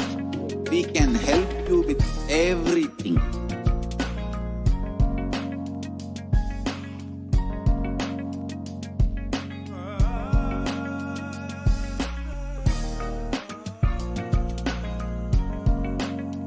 If you are interested in enlightenment, we will immediately bring this to you. If you are not interested, we will explain the whole science, inspire you and make you interested in enlightenment science. We need to cater this enlightenment science to the whole world wherever they are, because enlightenment is the birthright of all human beings. Kailasa is responsible to provide that to all human beings.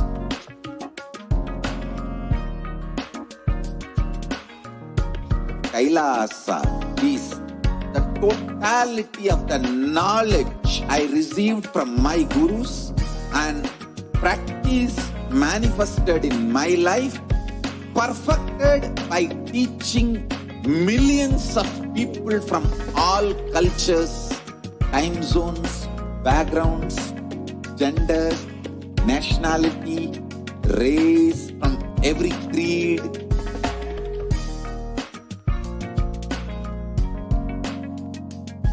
So this absolutely perfected knowledge available to you, served to you in your home without even you moving out of your couch, free of cost.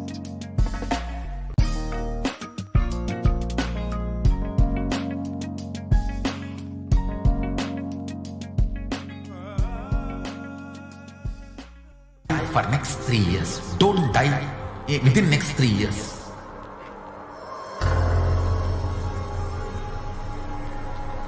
Just don't die within next 3 years.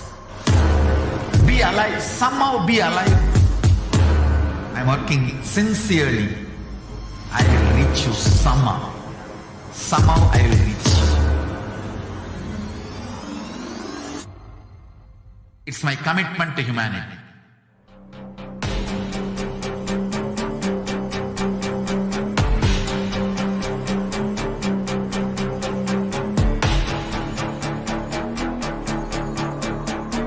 Just don't die within the next 3 years. I will reach you wherever you are, whichever corner of the world you may be. I will reach you with enlightenment. You manifesting the space, state, powers, being Paramashivoham. It is possible, and it is possible for you.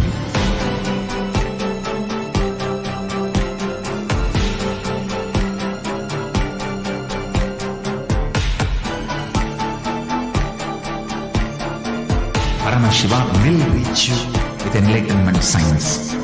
I know he is going to do the job. Just be alive for next 3 years. Nothing else.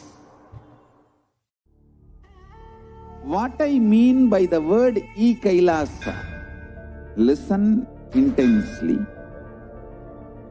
Enlightenment ecosystem, literally enlightenment itself, in your own home, wherever you are. If you cannot come to Kailasa, it's okay. Kailasa can come to you. Kailasa coming to you is e-Kailasa.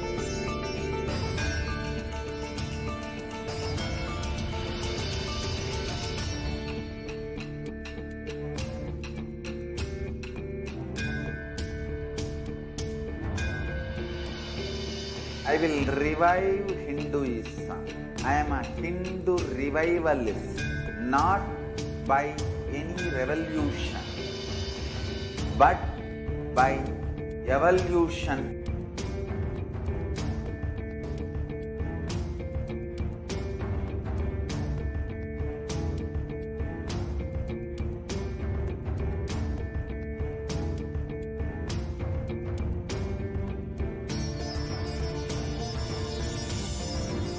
And setting model community.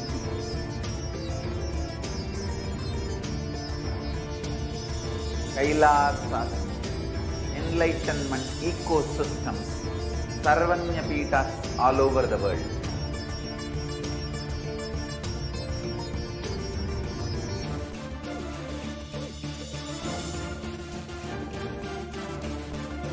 All powerful cognition, knowledge, only when you live, power manifestation and possibilities manifestation happens.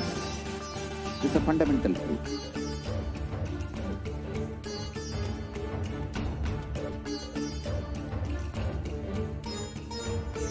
Hinduism cannot live exclusively as one sampradaya. No. All sampradayas of Hinduism is an ecosystem.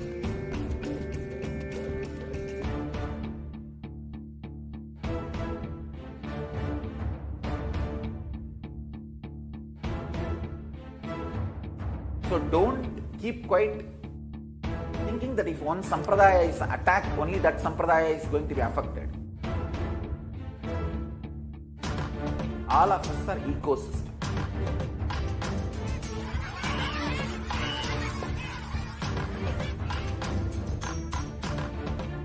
I invite all of you to get involved and enjoy Hinduism by the principle of Dharmo Rakshati Rakshitaha. When you protect Dharma, Dharma protects you. We will make the whole planet flourish spiritually. The spiritual prosperity will happen to the whole planet. We all have to coexist together.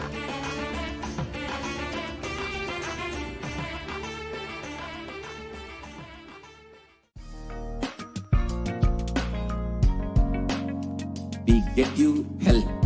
We get you ability to build beautiful relationships in your life.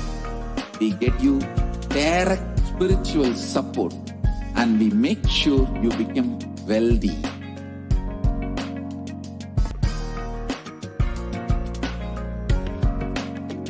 We won't stop giving you just good life.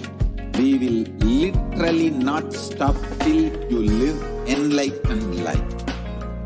Manifesting the state of Paramashiva, space of Paramashiva, powers of Paramashiva, being of Paramashiva.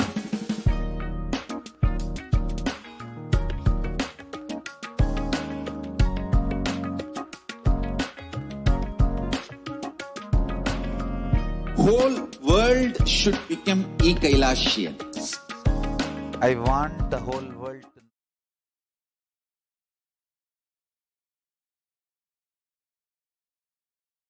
Nithyanandam, Welcome back to this segment of the Kailasa's multi-layer quarantine facility at the Kailasa's de facto spiritual embassies. With the blessings of the Supreme Pontiff of Hinduism, let's start with the Sadguru Vandanam. Nithyanandam Paramasugadam Kevalam Jnanamurtim Dvandvatitam Gagana Sadusham Tattvamasya Ekam Nityam Vimalamachalam Sarvadi Sakshibhutam Bhavatitam Triguna Rahitam Sadgurum Tam Namami.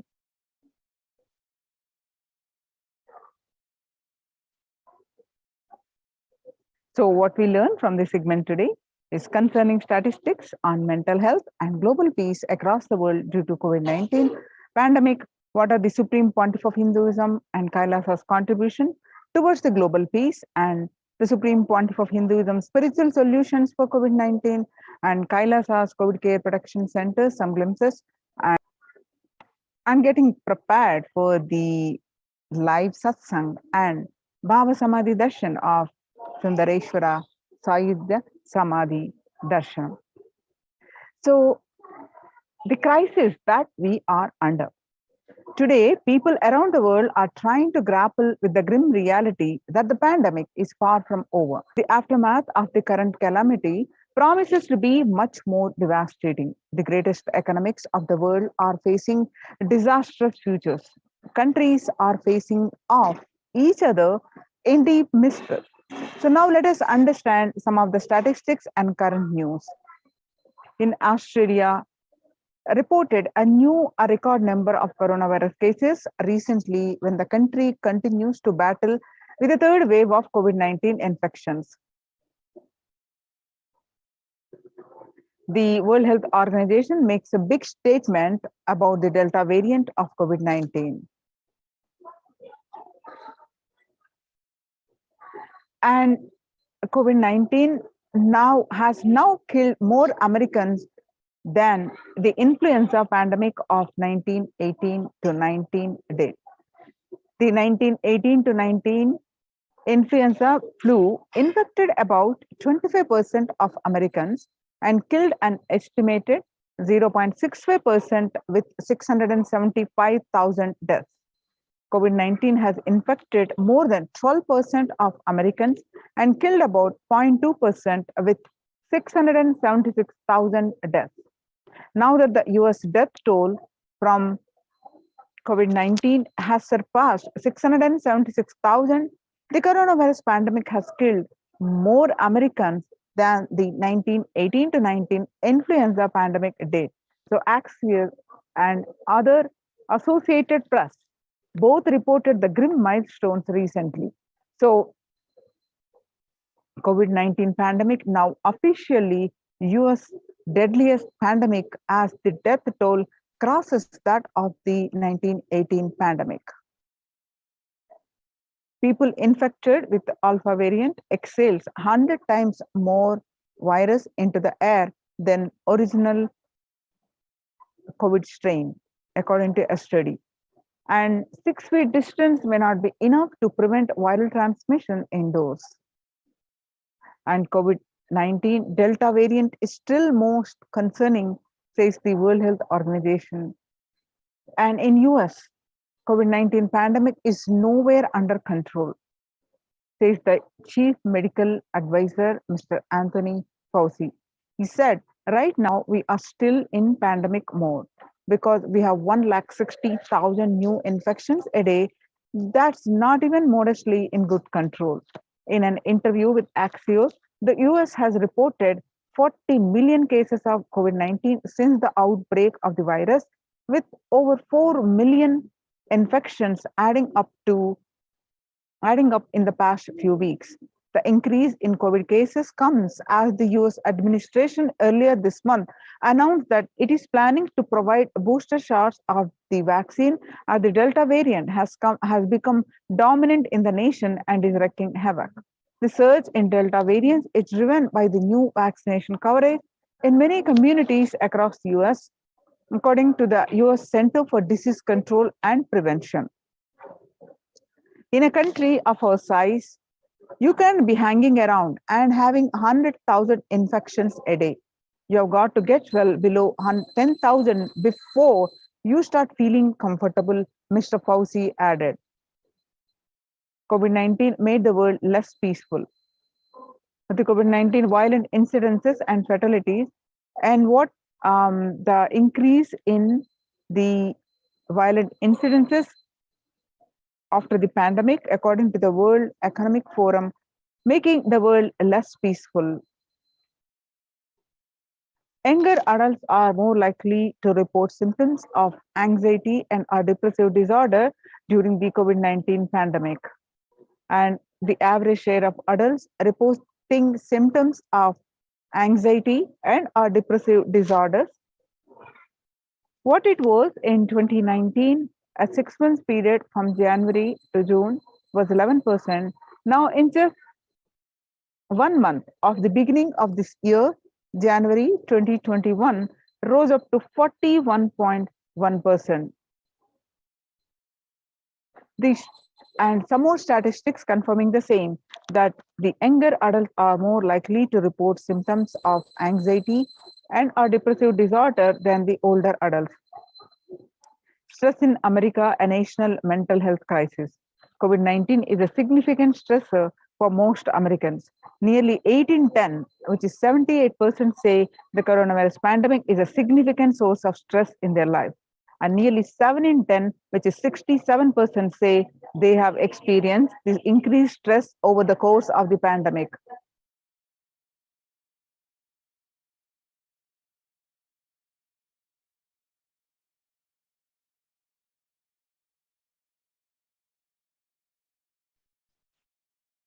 COVID-19 could exacerbate doctors' existing mental health burden. More than 60,000 healthcare workers have contracted COVID-19, 300 have died. Of the health workers who treated patients during the COVID-19 outbreak, 50% showed signs of depression and 45% showed signs of anxiety.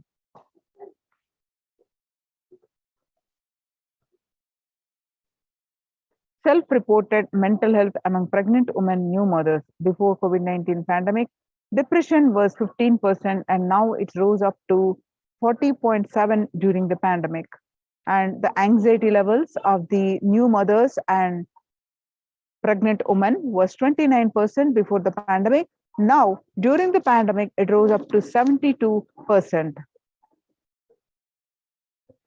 And living under stay-at-home orders, 8 in 10 students are struggling with focus on school and work and avoiding distractions. And 53% of all students do not know where to go for help for their mental health. Nearly 82% of women surveyed said their lives have been negatively disrupted by the pandemic. The World Bank, the global economic outlook during the COVID-19 pandemic, a changed world. The pandemic is expected to plunge most countries into recession, with per capita income contracting the largest fraction of countries globally since 1870. International Labour Organization. COVID-19 is a threat to peace building in the COVID-19 crisis has worsened already fragile situations. The ILO is more aware than ever of its responsibility to promote peace and resilience in the time of this global pandemic. In India, the Mumbai mayor says the third wave is already here. It is not coming, it's already affecting the people. The breakthrough infections found in 25% of health staff.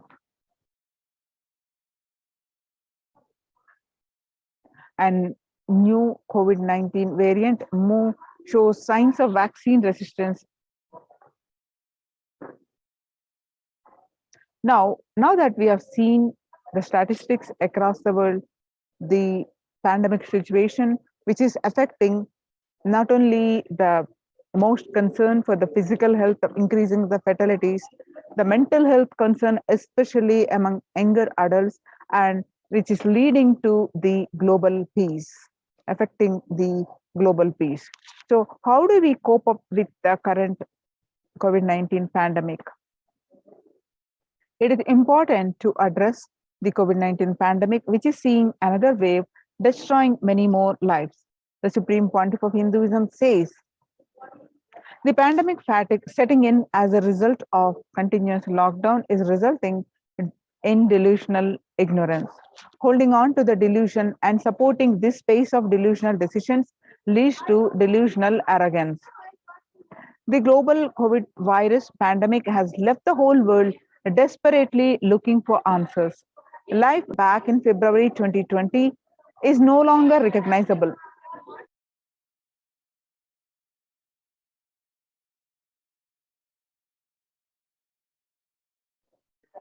Life as it had been experienced even back in February 2020 is no longer recognizable. Drastic change is the order of the day, with people having to redefine their world with new paradigms of economy, society, faith, religion, and health. Blessed are those who have had the greatest fortune to be with incarnation of Paramashiva, the Supreme Pontiff of Hinduism, in their life to carry them through the crisis.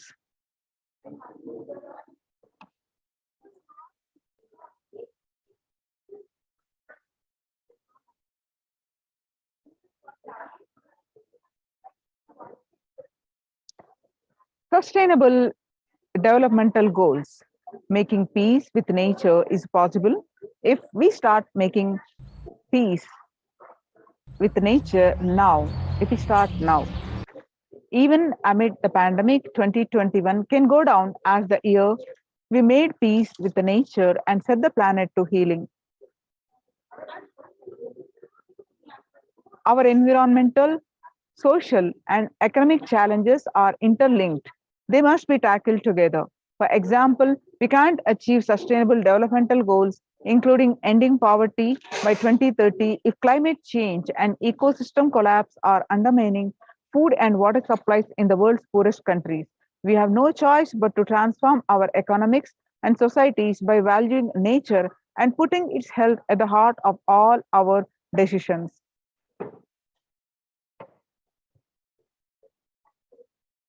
Now let's watch a small clip of making peace with nature.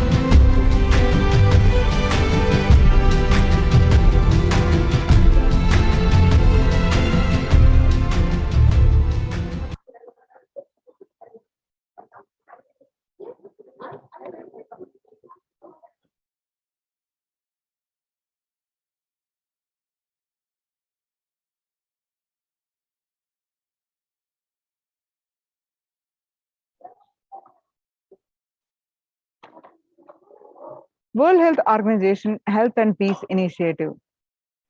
Health and peace are interrelated. In the words of the Director General of World Health Organization, Dr. Tedros, there cannot be health without peace, and there cannot be a peace without health. If individuals and groups enjoy equitable access to health services, fulfilling their rights to physical and mental health, and health actors design neutral health intervention, that promote trust and dialogue, and communities are empowered to cope with violent conflict, then health coverage is more universal. Grievances can be heard and addressed to generate trust around health emergency concerns. Affected communities are more likely to make meaningful contribution to peace and reconciliation and to resist the incitement to violence. United States Institute of Peace. Amid COVID, we need enhanced international coordination to build peace. Tackling the pandemic and building resilience in fragile states required concerted international action at local, national, and global levels. As the humanitarian and economic toll of the COVID 19 pandemic continues to grow, so does the risk that this crisis will fuel new conflicts around the world while stemming prospects for resolving ongoing ones. The stronger health systems and universal health coverage must be a priority. Remarks to the General Assembly special session in response to the COVID-19 pandemic. For the first time since 1945, the entire world is confronted by a common threat, regardless of nationality, ethnicity, or faith. The new social contract between people, governments, and private sector, civil society, and more can tackle the roots of inequality with fair taxation on income and wealth, universal benefits, and opportunities for all. Now let us see the Supreme Pontiff of Hinduism's contribution towards the global peace.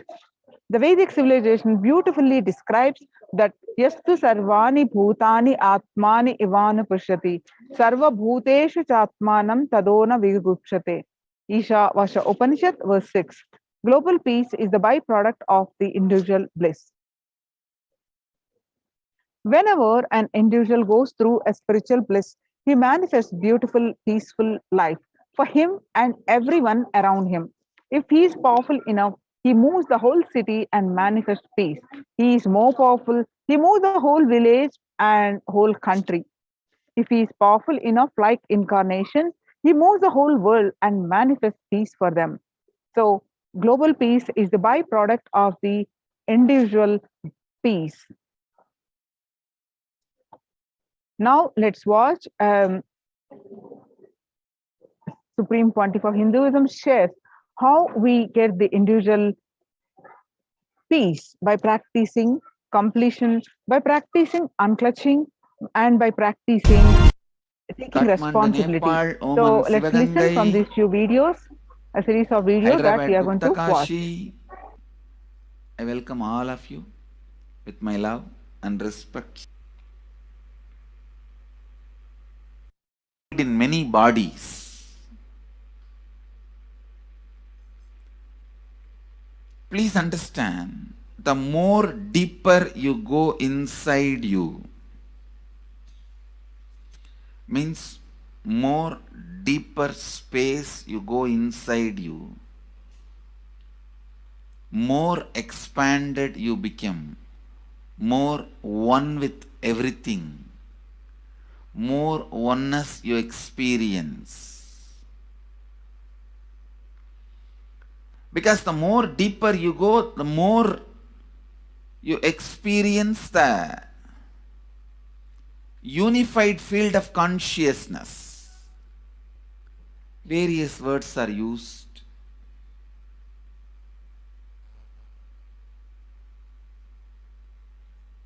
Some of the Hindu traditions uses the word Atma, Brahman. Some of the Hindu traditions use the word Nirvana. Whatever word you may use, Atman, Brahman, Nirvana, unified field of consciousness, whatever. But one thing I want to tell you, the deeper and deeper you go in your inner space, you experience the vast oneness. The more superficial you are, the more incompletions you carry with others, even with yourself. The more superficial you become, Even your own right hand and left hand fights with each other. Different parts of you fights with you. Different thoughts of you fights with you. Even you fight with you, the more superficial you go, the more deeper you start traveling. First, you get integrated. The you fighting with you stops. Then, the people around you get integrated. They fighting with you stops. Completion with yourself, then completion with others, then comes completion with other things, not just living beings, even with inanimate beings. The completion starts happening. Even with a nature, completion starts happening. Please understand, the more deeper you travel, the more deeper you go, the more deeper you settle down, the more deeper you start living. Your cognition expands. Your cognition includes. Your cognition becomes more and more inclusive. More joy, more bliss, more knowledge, more enlightenment. Please understand.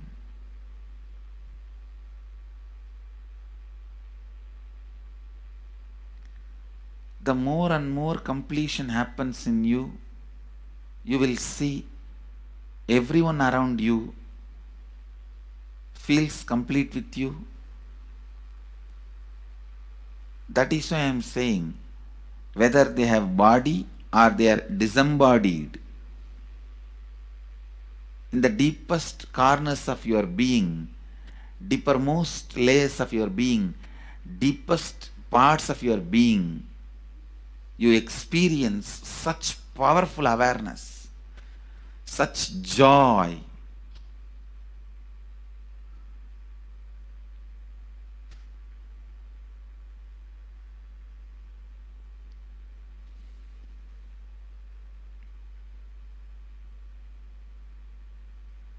Going into the deepermost corners of your being not only is a joy, it's a power.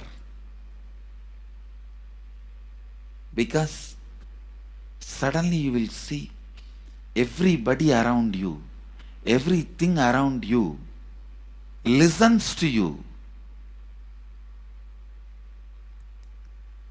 It really becomes a vibrant power where the tendency to exploit is not there. Listen, that's a very important thing. Power without the tendency to exploit. Because as long as you feel the other person is separate from you, when you get the power, it will always be used for exploiting. Because the other person is separate from you, then naturally what you will feel? Let me suck all the possible energy, intelligence, time, talent, treasure. But when you feel the other person is your own extension, you will see, you will be showering so much. The power you have will not be exploiting, it will be enriching. I tell you, even if death comes at this moment, I can tell you very clearly, I can face the death directly and tell the death, I have enriched every human being more than from anybody.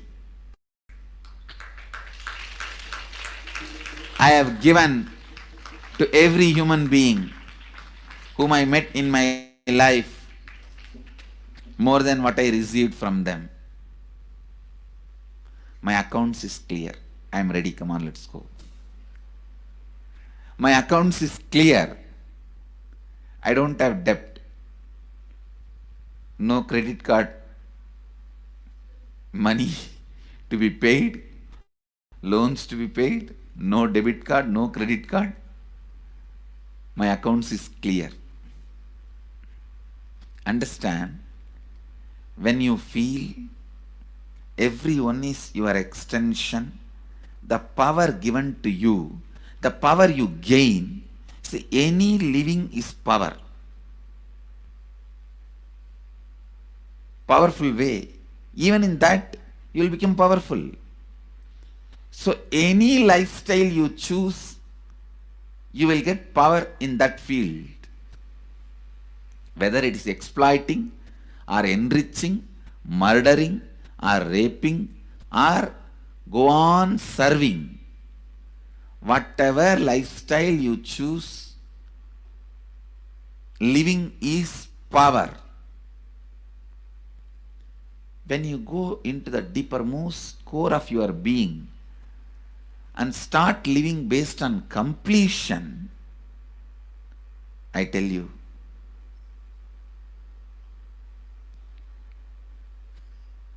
the first power you will experience is everything around you listens to you. That power will simply make you enrich everyone.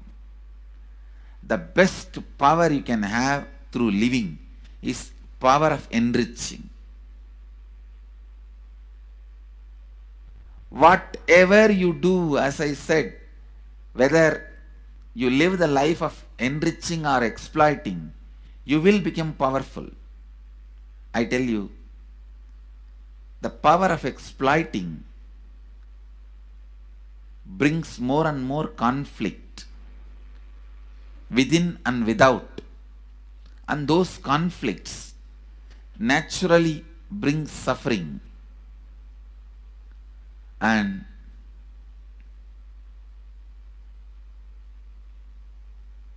the power of enriching brings more and more completion in you and in others.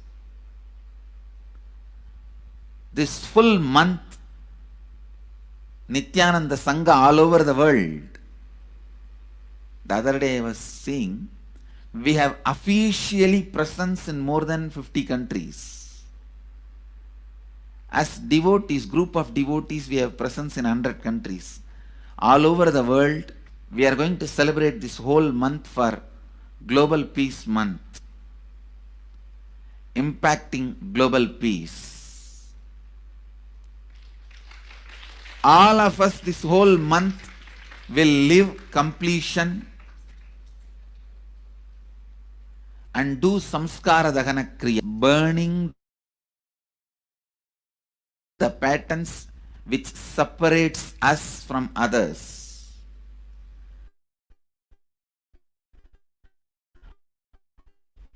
Burning the patterns which are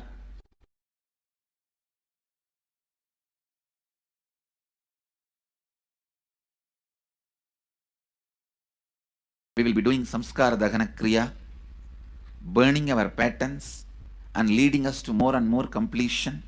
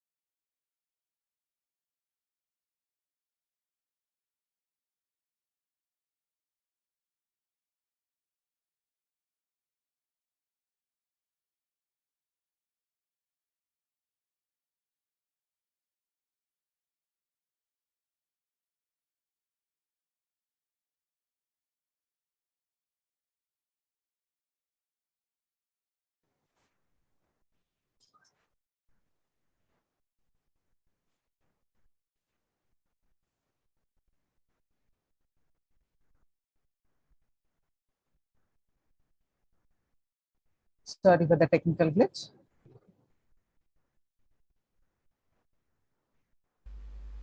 And we also have special 3 Nitya Dhyana Yoga program teaching people science of completion and facilitating Samskara Dahana Kriya. This month, 20th, 21st and 22nd,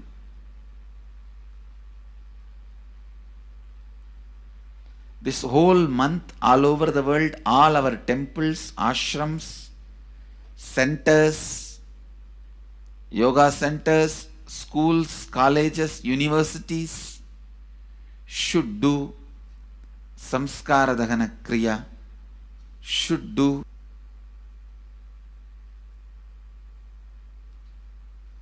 the practice of burning all the incompletions and patterns which leads to conflicts, bringing more and more peace inside us and outside us, spreading peace. This whole month, let's impact global peace. Let us really contribute to the global peace, not just talking about it. Let's do it. Let's do it. Not just talking about it. Let's do it.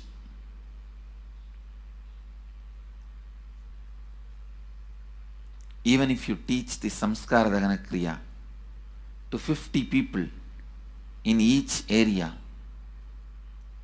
each place where we have centers, ashrams, temples, two-way centers, yoga centers, even 50 people, each Tanidar teaches, enriches them with this science.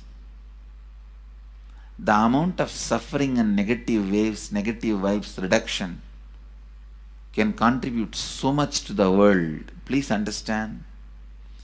One positive person can burn millions people negativity. Experientially, with evidence we proved, one positive person has already burnt at least 20 million people's negativity in last 10 years and brought peace. So each one of you, if you stand up as one positive being, one authentic, responsible, enriching being,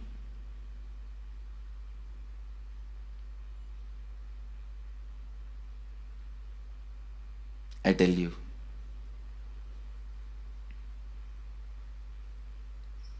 we can do so much to the world. It will be a better place than the time we entered. When we leave, it should be a better place. That's all. When we leave the earth, it should be a better place. So understand, inner peace is your birthright. Go to the depths of your being. Bring more and more completion into you. Completion with others. And start living Advaita. Today in the Inner Awakening session, it's all about completion with others. So last 6 days, literally, you worked so much, one by one by one by one by one, layer by layer by layer by layer.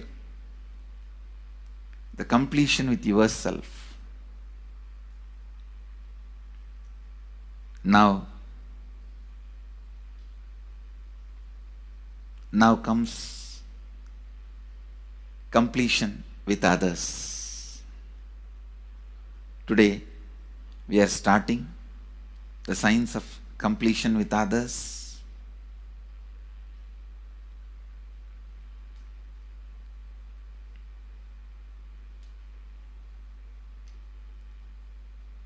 It's one of the most powerful science. Does so much to human beings not just healing their relationships, even inside their consciousness, this inner space, so much of good is done. So much of awakening is done.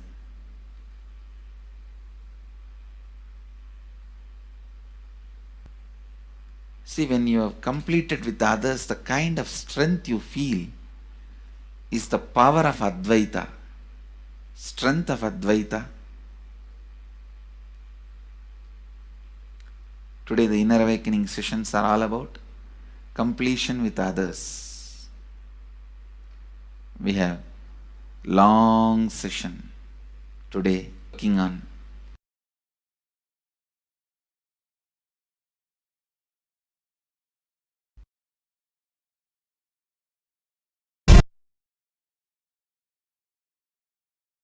social answer means I'll tell, oh, you should all work for global peace. You should all work for turning the world. You should work for revolution. You should work for all these, that things. You should vote only the party which says that it will stop the war and all these things. This is the social answer. Nonsense. If you want the honest answer, I tell you, simply transform yourself. You can't do anything. If at all you can do, you would have done it. Be honest. If you can do, you would have done it. You are raising this question because you are not able to do. Am I right? So let us be very clear. Let us be honest. We are not able to do. Socially. That's the truth. That's the reason you are sitting here and raising the question. I tell you, understand few important things. There are a lot more attached to this question. There are many things which is attached to this question. We always feel the present is the world is totally spoiled. It is not going according to the rules or how it is supposed to be. It was wonderful once upon a time. In ancient time, things were going properly. Everything was well and great. And I tell you, 10,000 years ago, they found some writings on stone in Harappa Mohenjo-daro culture. Some stone writings have been discovered. The other day I read a beautiful book about that stone writings. That writings, it says, oh, nowadays the society is not as it should be. So much of war. There is no peace. In the early times, there was so much of peace. Society was really great. Things were as it should be. And it almost looks like a today newspaper editorial. 10,000 years ago, the same thing carved on a stone. Then understand, there was no time as only good prevailed. It is just a fantasy. Hinduism, they call it Satya Yuga, the age of truth. There was a time only truth prevailed. And every religion, Christianity, they say the Garden of Adam and Eve. There was a time everything was wonderful. Every religion has got the fantasy. The past was great. There was golden past. Always the idea of golden past exists only in the past. The more you go back, again you say the past was great. And I tell you one thing, it is a wonderful way of postponing accepting the reality. Otherwise, I can be sure the world was same as it is today. Whether it is 5,000 years ago or 10,000 years ago. Maybe one thing, there was no CNN channel that time. So the news did not reach you so quickly. That's all. The news did not reach you so quickly. That may be the only difference. But otherwise, I can be sure good and the bad was equal. The same amount of wars were there. All the other things were there. You read the Puranas, the mythological stories of India, you see enough of things, enough of dirty things. I think sometimes I find a little more. And if you read completely the Puranas or the Hindu scriptures, there are a lot of things much worse than modern day. The criminal activities or bad things or negative things, whatever. you say all this stuff. And never think only present day is corrupted or violent. In the ancient days also, all these things were there. Only one thing was not there, the CNN news or the internet. So the news did not reach you. But otherwise I can tell you, enough the good and bad was there. It always will exist. It will exist. All you can do is, if you awaken yourself, if you reach the enlightenment state, you can go beyond it. And I tell you, enlightenment is the only service you can do to the society. Just become enlightened so that you will reduce the negativity. Now, as of now, you are also the part of negative group. Naturally, we will be a negative group. As long as we are unenlightened, we will be the part of collective negative consciousness. So if you become enlightened, at least you will reduce your weight. That's the only thing we can do. Nothing else can be done. I request you to do is just become enlightened. Realize that you are a lion. That's the only way to help yourself and the society. Otherwise, all revolutions, you see, all revolution again end up as one more tradition. In last 2000 years, 3000 wars have happened in the humanity.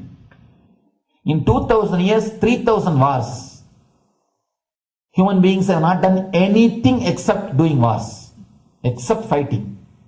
Everybody claims he wants to do revolution. He wants to spread peace. You see, every country claims their army is a defensive army. Then who is offending? Tell me. Every country says defensive army. Then who is offending? These are all just, games. The idea of peace is a pure game. Everybody wants to spread the peace according to them, not according to the other person. They want peace according to them. The other day I was in one interreligious gathering. One guy is preaching, let all of you convert to my religion so that we will not have fight. He wants peace the way in which he wanted, not the way in which. And there's a beautiful saying, the sword of Muhammad, it is written, peace alone should survive, something like that. He has written some statement about the peace on the sword. We all take sword to spread the peace. So no revolution is going to help, because in the last 2000 years 3000 revolutions have happened, but still world is same, I think much worse. So no revolution is going to help, only individual evolution is going to help. So be very clear. Instead of working in the outer world, start working in the inner world. That will help you and society some way. Social answer means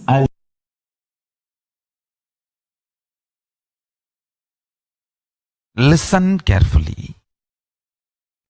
The space of Shanti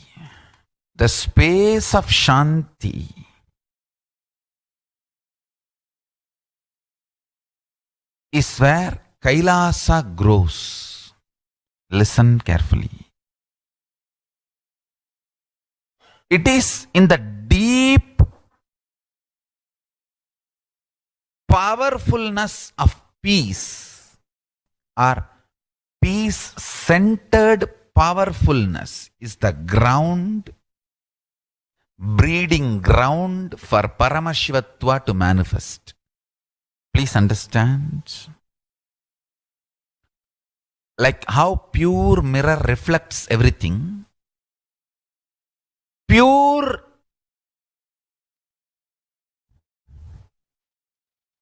Shanti-based Shakti,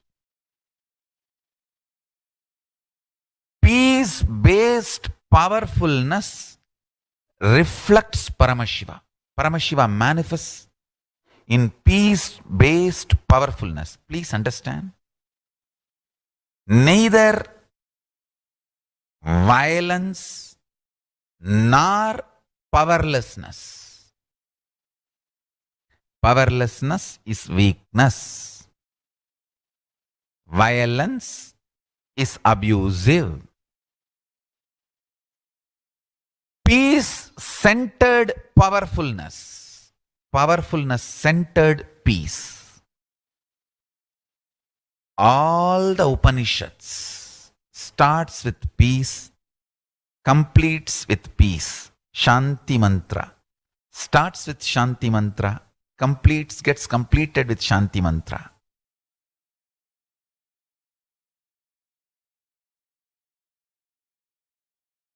Peace-based powerfulness is a fundamental requirement for Paramashivatva to manifest. That is why people who don't want us to manifest Paramashivatva or power manifestation do not want to allow the peace in our life or do not want peace in our campus. Understand?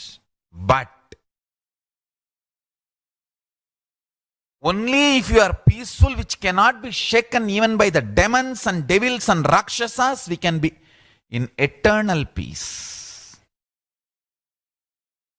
So, remember this very clearly.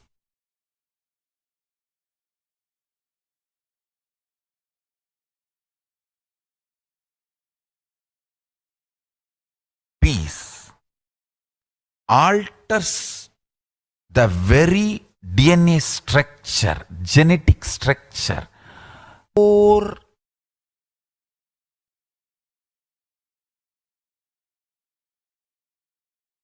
Anu Mahat structure. Understand? Anoraniyan Mahato Mahiyan.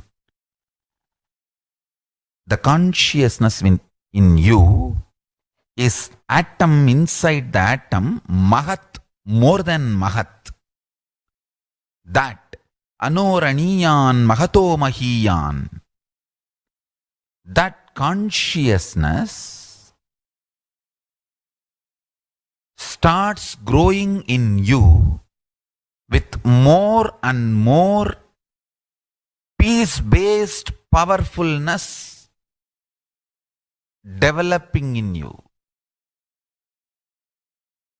Nothing can be compared to unclutching. Spend more and more time, energy in unclutching. It will never be wasted. Spent on unclutching is the most productive time for you in your life, because unclutching completely makes you altogether a different material. Understand? It makes your very biomemory, muscle memory, core structure, molecular structure, genetic structure, DNA structure, everything. All the 8 energy flow circuits, 7 energy flows, 1 the pure conscious explosion. So totally 8 energy flow circuits exist in you. All the 8 explodes when you unclutch. Understand? Unclutching is the space of Sri Kailasa.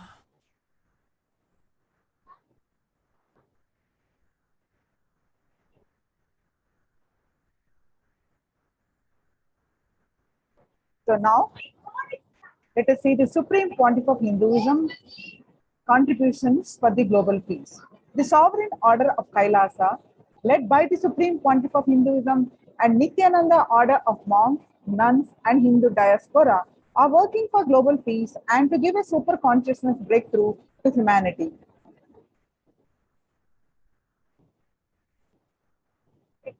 The Supreme Pontiff of Hinduism has been working from the very grassroots level to usher in an era of peace at all levels, individual, societal, national, and global.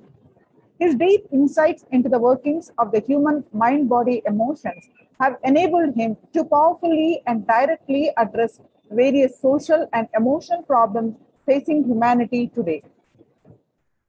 Some of the ways that the Supreme Pontiff of Hinduism provide spiritual solutions to combat the pandemic and other issues. Since the beginning of the global lockdown, and the amount of contribution and activism of Kailasa has increased multifold through the Paramashivoham program, bringing super consciousness breakthrough to the whole humanity. By starting the Akhanda Nirvikalpa Samadhi Jnana Yajna and contributing almost 3 billion minutes so far. Paramashiva Sankalpa chanting, that is sacred Sanskrit mantra chanting to heal the world via Zoom sessions 24/7. Spiritual healing to one and all 24/7, helping humanity to cope up with insecurity, fear, disease by empowering individuals to heal themselves, learn, cope up the emotions like depression and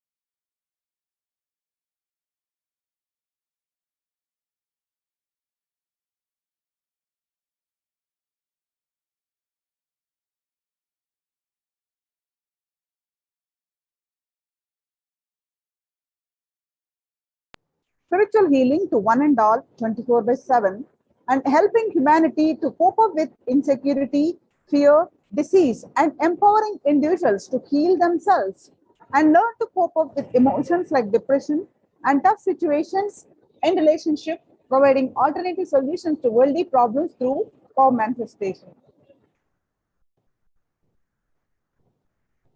Now we have the live satsang at 8 p.m.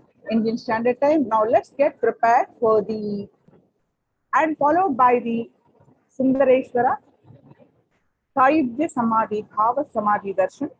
So let's get prepared for the Bhava Samadhi Darshan and the live satsang.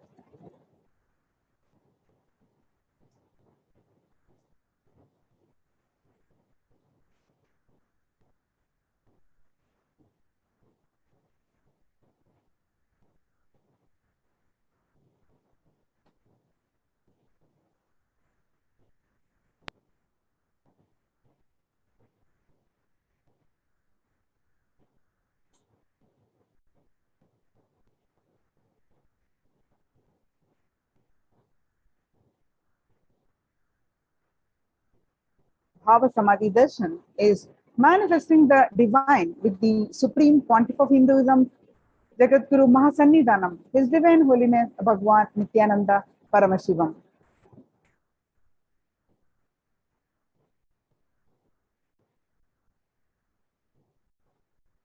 Bhava Samadhi Darshan is not an event in space and time. Rather, darshan happens at the moment when we are lifted out of space and time. During the Bhava Samadhi Darshan, our neurons mirror that of the avatar. Bhava is defined as directing and activating the emotional and spiritual energy that is created through meditation on the avatar. The brain neurons mirror, activate, and process all the observed movement or information of the avatar just by seeing and without the physical act of imitation. That is, our entire body silently and without movement recreates what is happening distances far away, experiencing the super consciousness energy radiated by the avatar.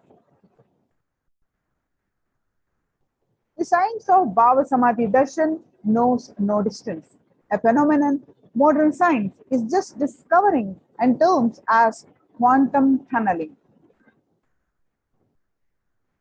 What is quantum tunneling? Our thoughts per second reduces significantly and we relax into the space beyond thoughts. That means we experience thoughtlessness, becoming mentally at ease in coexisting dimensions beyond duality. That means we and the divine become one, unconditioned by the parameters of time and space. The quantum tunneling is like this. It is probability of a quantum particle like an electron with less kinetic energy to cross over the potential energy of an energy barrier. An electron acts both as a wave and a particle. Imagine a scenario. What happens when an electron with less kinetic energy is approaching a hill? Will the electron be able to cross over the potential energy or peak of the hill? And as a particle, the electron will require higher kinetic energy to cross over the potential energy of the hill, or it will roll back. However, as a wave, the electron has the ability to pass through by propagating itself through the hill and go to the other side. That is the science behind quantum tunneling. The same science is imposed on people who witness the Bhava Darshan. That is because our neurons are able to mirror the neurons of the divine immediately. Through quantum tunneling, we are able to travel through the divine energy and mirror the exact same neurons.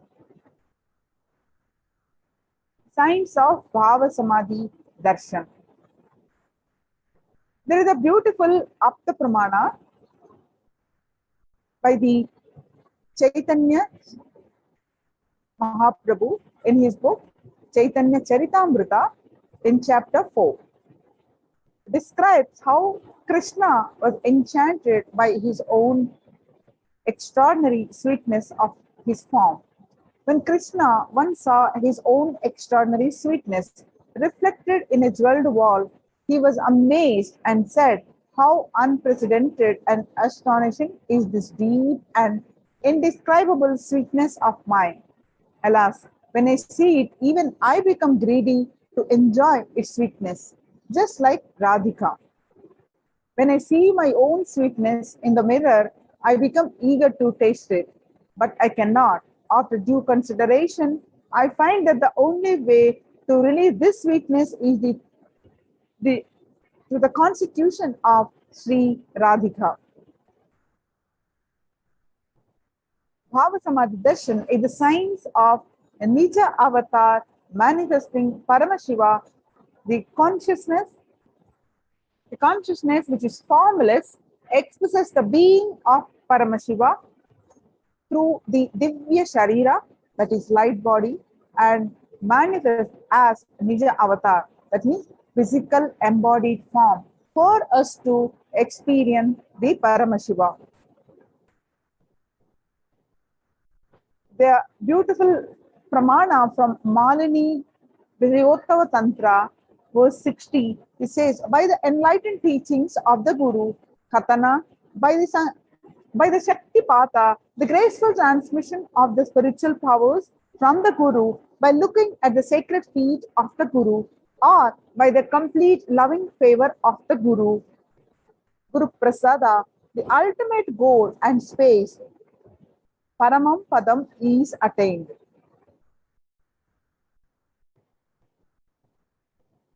Devi Parashakti expresses through the being of Rajarajeshwari and manifests as Nija avatar, the physical form, as Devi Meenakshi. Bhagwan Paramashiva expresses through the being of Subramanya and manifests as Nija avatar, that is the physical form, that is Bhagwan Muruga. And thus the being of Arunagiri Yogeshwara and manifests as Nija avatar, that is physical form, as Supreme Pontiff of Hinduism, Jagat Guru Mahasannidhanam, His Divine Holiness Bhagwan Nithyananda Paramashivam. Bhagwan Parandhama expresses the being of Mahavishnu and manifests as Nija avatar, the physical form, as Bhagwan Venkateshwara. The Archavatar, which is usually the temple deity, reflects the consciousness and manifestation, the being of the super consciousness energy. But the human beings are not mature enough to receive the higher level experiences from the Archavatar directly. So the avatar, the physical embodied form, comes down to bridge this gap and create experience of the super consciousness energy in all of us. When we have the Bhava Samadhi Darshan of the Nija avatar, manifesting beings of various dimensions of Paramashiva, the auspicious components and the powerfulness of those dimensions of Paramashiva are awakened in us. The dimension of Paramashiva manifesting in the Nija avatar for us to experience the same is Bhava Samadhi Darshan. Bhava Samadhi Darshan is the direct experience of causeless bliss. During the Bhava Samadhi Darshan, our being comes alive and celebrates with the energy wave of existence.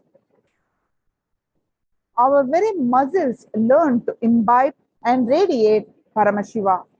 Bhava Samadhi Darshan is like a window to the infinite expanse of consciousness, allowing us to glimpse the formless in a way that we can understand. Even without much effort from our side, our very biomemory awakens to the space of Paramashiva, the ultimate consciousness during the Bhava Samadhi Darshan.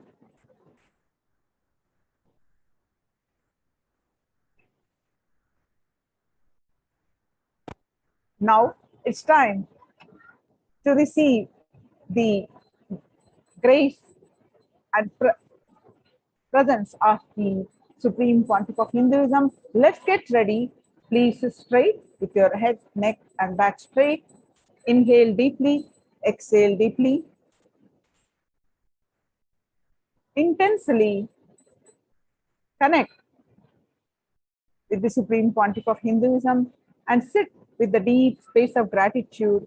And with that space of gratitude, let's start chanting the Mahavakya. Om Nithyananda Paramashivoham. Om Nithyananda Paramashivoham. Om Nithyananda Paramashivoham. Continue to chant the Mahavakya and sit with a deep space of gratitude, and let us receive the Supreme Pontiff of Hinduism for the live satsang followed by the Bhagwan Sundareshwara Sayudhya Samadhi Bhava Samadhi Darshan.